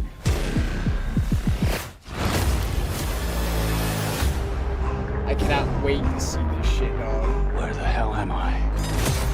It's Katana. called Mortal Kombat. It's a fighting tournament. To the death. Shao Kahn.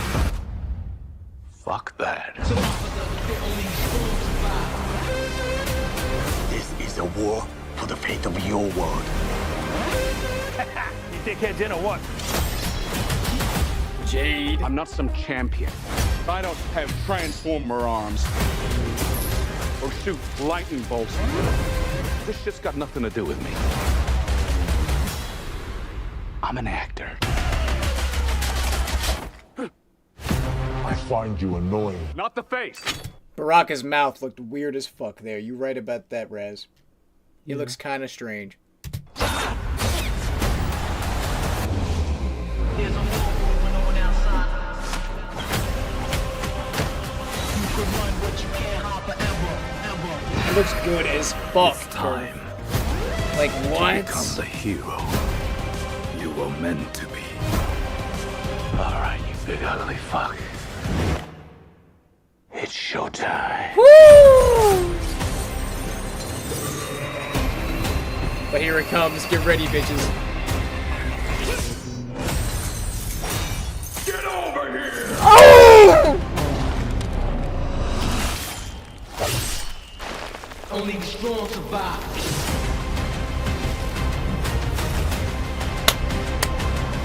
Finish him! Are you shitting me? You don't have any pounds? Just incredibly handsome. Yo.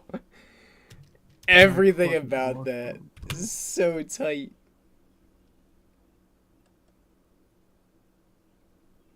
From Doom Guy to Billy... I didn't even know he was Doom Guy. Billy Butcher and Johnny Cage.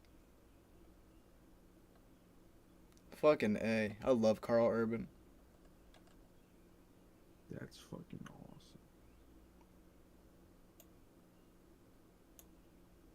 Watch the Johnny Cage trailer. I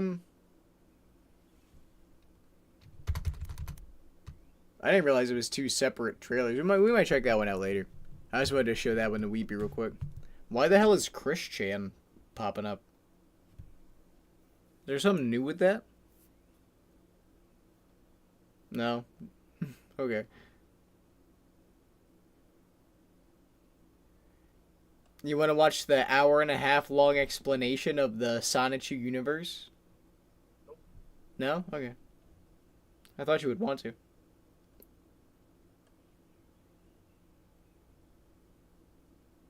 And we're here. Ladies and gentlemen, this is Sonichu.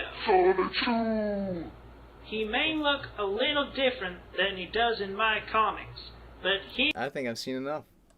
I don't know what the fuck that was. I don't think I ever want to see this dude again. Christian? Yeah. It's not that hard. Alright, what are we watching next? You want to do the Alex Bale video? Oh, yeah, that's right.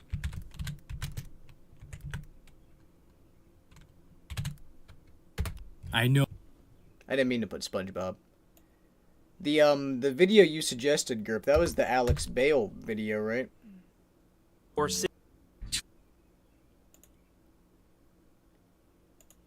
was it somebody else? Because there's nothing new here, I don't think. High School Musical Theory. That's the newest one. High School Musical? You think so? I mean, I've seen all of them but that one. Okay, I haven't seen this one either. I think this one is always going to hold a special place in my heart. Yeah. Like, that one goes so hard. The stakes have been raised. We might check out a couple and old Vine covered in videos. cheese. I don't know. Vine doesn't really hit for me anymore, like it did back in the day. Man, cheese sticks, I'm banging right now. Or sing in a musical. They are by no means disturbing films. You're the team leader, not a singer. Do you ever think maybe I could be both? Our team is coming apart because of your singing thing. I don't dance. I've always thought there was something disturbing about High School Musical. Bro thinks everything I know that is sounds disturbing. strange because these movies were made to be anything but disturbing. They are the quintessential cheesy Disney Channel originals where everyone is always smiling and singing, and the biggest conflict is whether Troy will play basketball or sing in a musical. They are by no means disturbing films. But if you really think about it, you'll notice these movies all have a very strange contradiction. These are musicals where the characters are singing and dancing about the fact that they don't want to sing and dance. Hip-hop is my passion. I love to pop and lock and jam and break.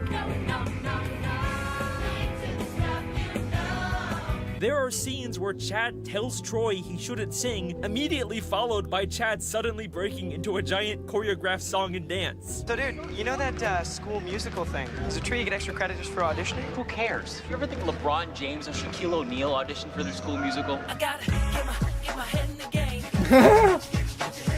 There's even a song called I Don't Dance that Chad sings while he's dancing. It's a really weird contradiction that's always kind of creeped me out for some reason. It almost gives you the impression that these characters aren't in control or are aware of what their bodies are doing. But obviously, we're not really supposed to question the logic of these songs, because that's just kind of how musicals work. These are just fantasy, non-diegetic songs that only we, the audience, can see. There's nothing strange about them. So I tried my best to just ignore the creepy feeling I got from these movies, but the more I rewatched them, the more I couldn't deny that there was something very wrong with the students at East High. I believe that behind the smiles and the singing is a very dark secret about this school. A secret that the filmmakers intentionally hid within these movies 17 years ago that today I intend to solve. This is the High School Musical theory. You love watching Alex Bale's videos on the internet, but oh no, you've been hacked by a computer virus. If only there was a safer way to use the internet. Introducing Private Internet Access. Did you know that when you use the internet, your device sends out tons of private information that hackers, shady government agencies, and even advertisers can steal? Oh no, I hate advertisers. Private Internet Access, VPN, helps protect your data by encrypting your internet connection through their world-class server infrastructure, with servers in 91 different countries and all 50 United States. Okay, I don't think I need to get a VPN to use the internet. Your IP address is Well, 104.142. You live in Greensburg, Pennsylvania. Your credit card number is your passport. Okay, I'll get a VPN. Just stop. What the fuck? Just stop. Private Internet Access is the world's most transparent VPN provider with over 30 million downloads and strict no-logs policy. They never record or store user data. And I can use private internet access on an unlimited amount of devices all at the same time with just one subscription? Who are you people? And that's not all. You can even use Private Internet Access VPN to access geo-restricted content on streaming services. I love when Sheldon says, Bazinga! Signing up to Private Internet Access is risk-free. There's a 30-day money-back guarantee, and they even have 24/7 customer support. Wow, this all sounds really great. Thank you so much. This is amazing. The world ended in 2012, and we've all been experiencing a mass hallucination ever since. What? Oh my god. Pause. By going to piavpn.com/Alex Bale, you can get an 83% discount on private internet access. That's right, it only costs $2.03 a month. What was that you said about the world ending in 2012? And that's not all. You'll even get 4 extra months completely free. But this incredible offer won't last, so use the link in the description or scan the QR code now. Offer only valid for new customers with qualifying auto-renewing subscription purchases. See privateinternetaccess.com/Alex Bale for details. Here's an incomprehensible whore lying dormant 30 kilometers beneath the Mariana Trench. Private internet access is the best VPN. So, what exactly is happening when the characters in these movies sing? I'm not talking about when they're performing on stage in front of a crowd. I'm talking about when the characters are in the school hallways or the cafeteria, and suddenly, without any warning or explanation, the entire school breaks out into a highly choreographed musical number and then just moves on from it like nothing ever happened. No, but seriously, guys, this summer I gotta make bank. Like, what's really going on here? Are the characters aware of the fact that they just sang an entire song? Was this an impromptu flash mob that they planned? No, obviously not. We're supposed to assume that these are just fantasy sequences that only we, the audience, can see. Or that's what I originally thought. But then I took a closer look at these musical numbers and I started to notice a very strange pattern. In the first High School Musical, Gabriella is the new girl at school, and the first time she experiences one of these spontaneous musical numbers is in the Stick to the Status Quo song in the cafeteria. Now, Gabriella doesn't enter until about halfway through the song, but she has a very interesting reaction to it. She sees everyone dancing and singing. Whoa! Unlike everyone else, Gabriella doesn't join in. Instead, she seems very confused and disoriented by what's going on. She's honestly reacting like how you or I would if we suddenly saw our entire school singing and dancing without any explanation. Okay, but maybe she's just nervous about people staring at her or something. This doesn't necessarily mean she's actually aware of this fantasy song. But this isn't the only time where something like this happens. In High School Musical 2, when Troy starts dancing in Work This Out, look at everyone's initial reaction. For a moment, they're all like, whoa, why the hell are you dancing, Troy? At first, they are confused by the nature of these spontaneous songs before they all magically join in too. And if you still don't think that this is weird, then let me show you one final example that can't be explained away so easily. An example that legitimately creeps me out every time I see it. High School Musical 3 once again has another big cafeteria musical number with Sharpay and Ryan. Imagine having everything we ever dreamed. Don't you want it? Maybe. Can't you see it? Kinda. And there's initially nothing strange about it. I really until miss the two when of the them background acting together. students suddenly join in on the They were song like my without favorite any early explanation. 2000s Look Disney closely pair. at Ryan's reaction.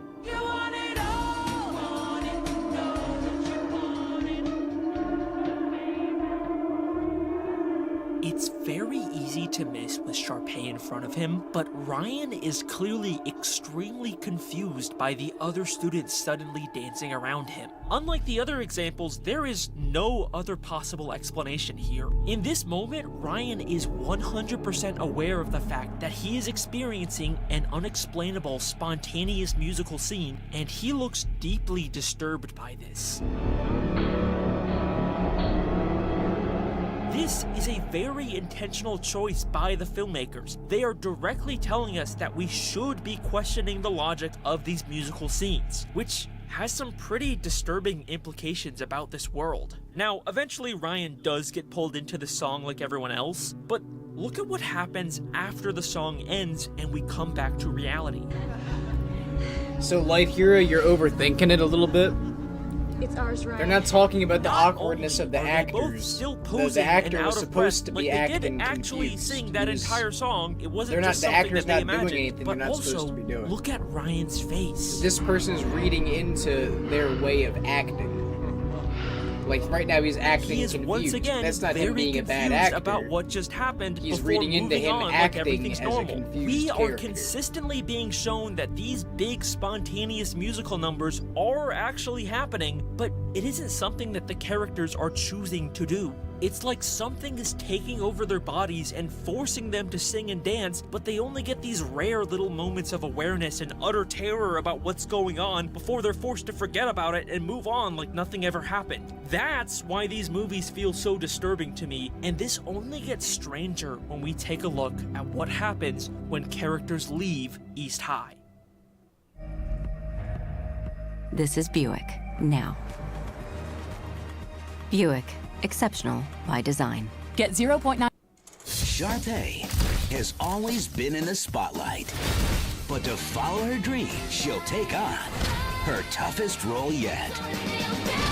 Sharpay's Fabulous Adventure is a spin-off after High School Musical 3 that follows Sharpay moving to New York to pursue her dreams of becoming a Broadway star. But what's strange about this movie is that it's not a musical. I mean, Sharpay does perform some diegetic songs on stage for an audience, but unlike all the other movies in this franchise, this movie has no spontaneous fantasy songs, which is really weird because Sharpay is like the most iconic musical character in this franchise. It almost feels like whatever causes people to spontaneously sing in this universe only exists in East High, or at least in the surrounding area. SNL did this parody sketch with Zac Efron that feels more accurate every time I watch these movies. High School Musical 4, new senior class! I'm here to talk about what happens after you leave East High. Here's the deal. No one sings at college. What? People just stared at me. And from what I can tell, this is America's only singing high school. Remember how in the first High School Musical, Gabriella seemed kind of aware and confused by the spontaneous songs at first? It wasn't just a quick moment for her. She never joined in on Stick to the Status Quo. You probably never realized this, but Gabriella never actually gets a non-diegetic song until 2/3 of the way through the first movie, despite her being one of the two main characters of this musical. What if this is because she's the new girl at school and whatever's making people sing hasn't fully affected her yet? Now, there are some exceptions where characters still spontaneously sing outside of the school, like in High School Musical 2 when they're in a country club for the summer, but that's still nearby the school in Albuquerque, and they haven't really been there for very long. The main exception to this is at the end of High School Musical 3 when Gabriella briefly goes to Stanford as a part of early enrollment, and she still has a non-diegetic song. Take my hand, take the lead. And they make a really big point about how far away Stanford is from East High. Promise tonight in Albuquerque. It's 1,000 miles away. So it seems like this would disprove the idea that the songs can only happen near the school, but then I took a closer look at this scene. So Gabriella went to Stanford as a part of an early enrollment and had to miss out on prom at East High, but then Troy decides to also skip prom and instead dance with Gabriella at Stanford. And this is when we get their non-diegetic song.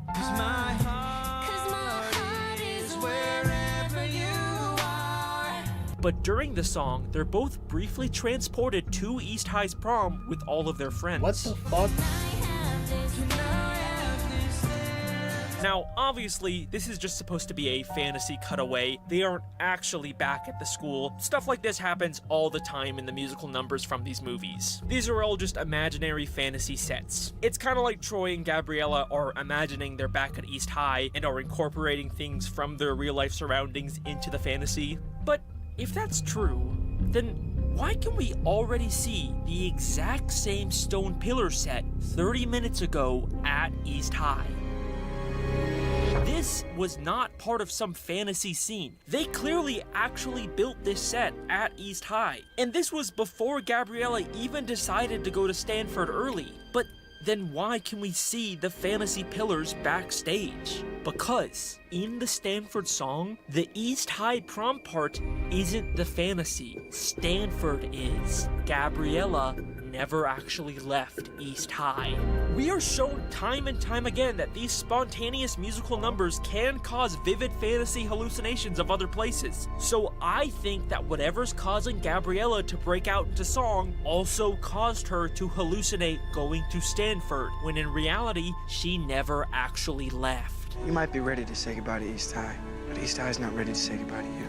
This honestly makes more sense than Troy being able to drive all the way to Stanford and back in time for the school musical with his piece of shit car that's constantly breaking down in this movie. I'm pushing! Push harder! And if my truck falls apart because I'm spending all my free time on stage, it's all your fault.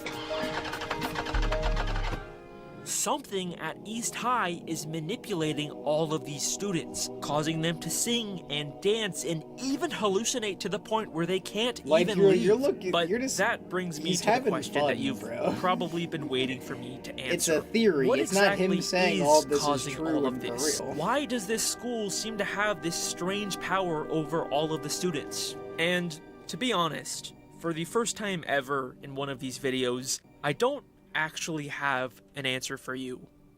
I have 5. Yes, I have come up with 5 different possible explanations for the strange phenomenon going on at East High. For the first time ever, we are doing an official Alex Bale theory iceberg, and you get to decide which one you like the best. And I'm going to be sharing each of them with you in order from sort of tame and realistic to completely batshit insane, crazy, and stupid. Some of these are going to be a little more in-depth than the others, and some of these are just going to be kind of fucking crazy, so, you know, just mentally prepare yourself for that. Without further ado, starting with the very tip of the iceberg, here is the most boring, tame, believable theory I can come up with. This is all just lazy writing and coincidences, and I'm overthinking little things that actually mean nothing. Yeah, that sounds about right. This one's probably the correct answer. I mean, this is probably the correct answer to all of my theories, but, you know, that's no fun. And you're not watching a YouTube fan theory for the, you know, the boring, realistic answer. So, you know, let's just move on from this one. I'm not actually counting this as one of the 5.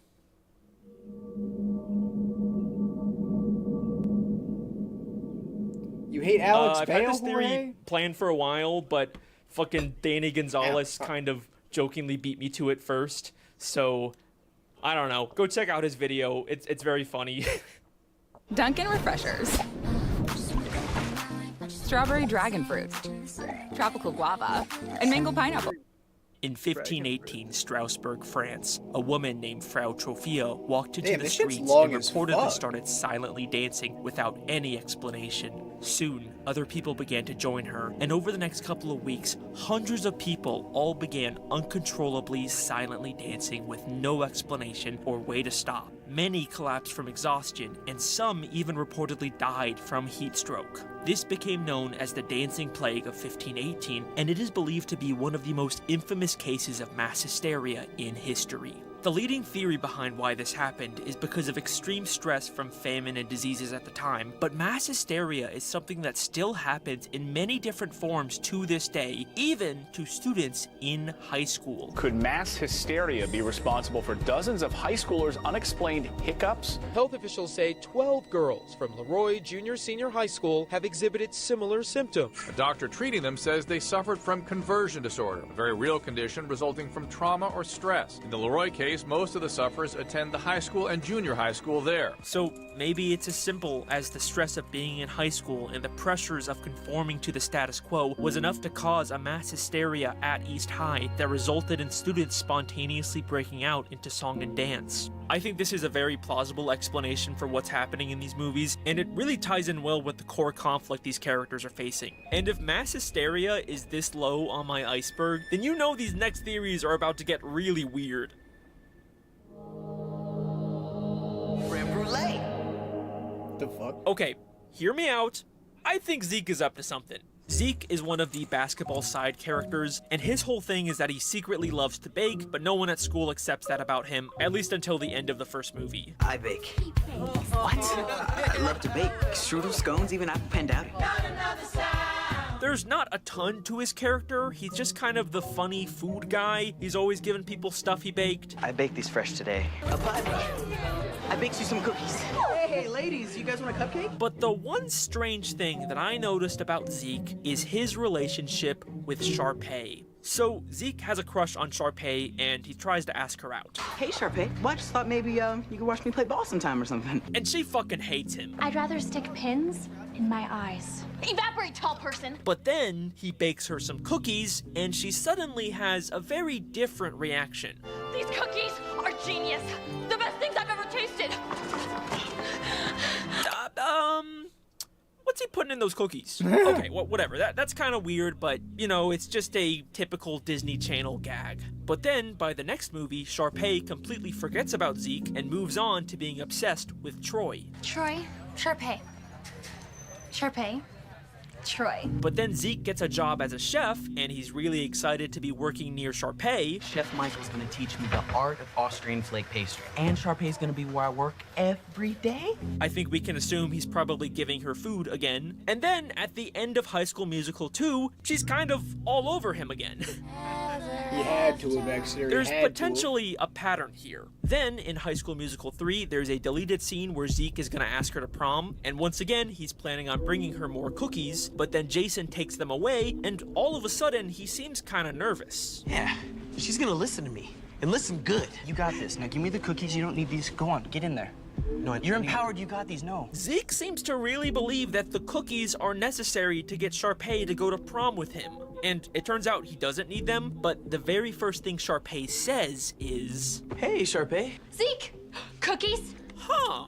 Interesting. Also, later, he finds out Jason ate the cookies meant for Sharpay, and he is very concerned. Where's my cookies?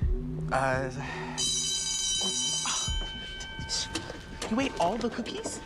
Those were meant for Sharpay, not you. Those were apparently only for Sharpay, and now he's concerned about Jason, who later, during graduation, jumps on him in a very similar way to Sharpay. Get the fuck off me. Those were meant for Sharpay, not you. So, what exactly is Zeke putting in these cookies? And look, I'd be willing to just call this a weird running gag with some maybe uncomfortable implications, but it's not just Sharpay that Zeke manipulates with his cooking. In the first movie, all the basketball boys sort of trick Troy and Gabriella into breaking up, and later they feel bad about it and decide to confess what they did to Troy. Gabriella won't even talk to me, and I don't know why. We do. But look at what Zeke does first. I baked these fresh today. You probably want to try one before we tell you the rest. He gives Troy cookies so that he won't be mad, and it works. Troy is never shown to be even a little upset that they caused his breakup. Zeke's cooking clearly has an effect on people, and he is constantly feeding everyone in these movies. I'm good for a poolside picnic. What do you say? Zeke even made desserts. They're cooling. I'll let you know when they're ready. Now out of my kitchen, miss. Hey, ladies, you guys want a cupcake? I bet you those cookies that are always left out in Troy's house were made by Zeke. There's even this weird offhand mention from Troy in the first movie about having trouble remembering the previous night. Do you remember the night before? No, not at all. All I remember is like pink jelly. And he says the only thing he can remember is pink jelly. All I remember is like pink jelly. Which, I don't know, kind of sounds like something Zeke could have made him. I love to bake. Strudel, scones, even apple pandowdy. What if Zeke is putting something in the food that's causing all the strange behavior we see at East High? But wait, Why would Zeke want the entire school to be constantly breaking out into song and dance? Well, what do these songs ultimately accomplish? The songs are ways for characters to express their inner truth. But it doesn't It mean causes that last Troy one, to you know, realize might he not wants even to make be it in the all the way musical. through. Why am I feeling so wrong? My head's in the game, but my heart's in the song. It causes everyone to break out of the status quo and ultimately accept their fellow students for who they are. But inside I am stirring, something strange is occurring. It's a secret I need to share. Which allows Zeke to finally be able to be accepted as someone who wants to bake. Or a jock can cook up a mean creme brulee. Yes, I think the entire reason for all the craziness going on at East High is because Zeke is drugging people with his cooking to make them more accepting of him as a baker. Someday I hope to make the perfect creme brulee. I know that this is a really insane idea that has some admittedly uncomfortable implications, but you know, you gotta admit there is a surprising amount of evidence for it. I couldn't not bring it up. Well, at least we know these theories can't possibly get any weirder than this. Okay, wait. Just hear me out. Breaking Bad is a dark, gritty crime drama about a chemistry teacher teaming up with one of his former students to build a ruthless drug empire. High School Musical is a movie for babies about Troy trying to decide whether he wants to play basketball or sing in a musical. These are very different. You could not find two pieces of media more polar opposite than High School Musical and Breaking Bad, apart from maybe Blue's Clues and Law & Order. But what if I told you that they actually exist in the same universe? They both take place in Albuquerque, New Mexico. They both came out in the mid to late 2000s, and they both heavily feature a high school. This is sort of a meme that's gone around the internet for a while because of these weird similarities. Even Mr. Matt Pat Film Theory, before he retired from YouTube, tried to make a theory about it. And do you know, as hard as I tried, I couldn't figure out how to prove that High School Musical was in the same universe as Breaking Bad. Yeah, I'm pretty sure that's actually the reason why Matt Pat retired. It was just the one theory he could never crack. Hey, if you can make an airtight connection, let me know, because that would be the best theory ever. Well, okay, Mr. Game Theory, I accept your challenge. Let's see if we can avenge your death. And welcome back to this U.S. Open office plan. Miller just lobbed a message way over Jones's head using some technical jargon. Ooh, and Jones brings the heat with a per my last email. They need to start working together if they want to ace this project. Let's see if they can use Grammarly to their advantage. Jones is using it to make her point in a friendly way. And Miller is taking empathetic out for a spin. Barely. And this could be the tiebreak, Bill. Do you want to So, with all the strange... Yeah, I think I'm going to go ahead and end off here before I fall asleep, everybody. Light Hero, thank you for being the party pooper of chat. I'll be sure to always keep that in mind every time I see you. Schnozz, we need some body cam footage. We'll probably do that next time we do this.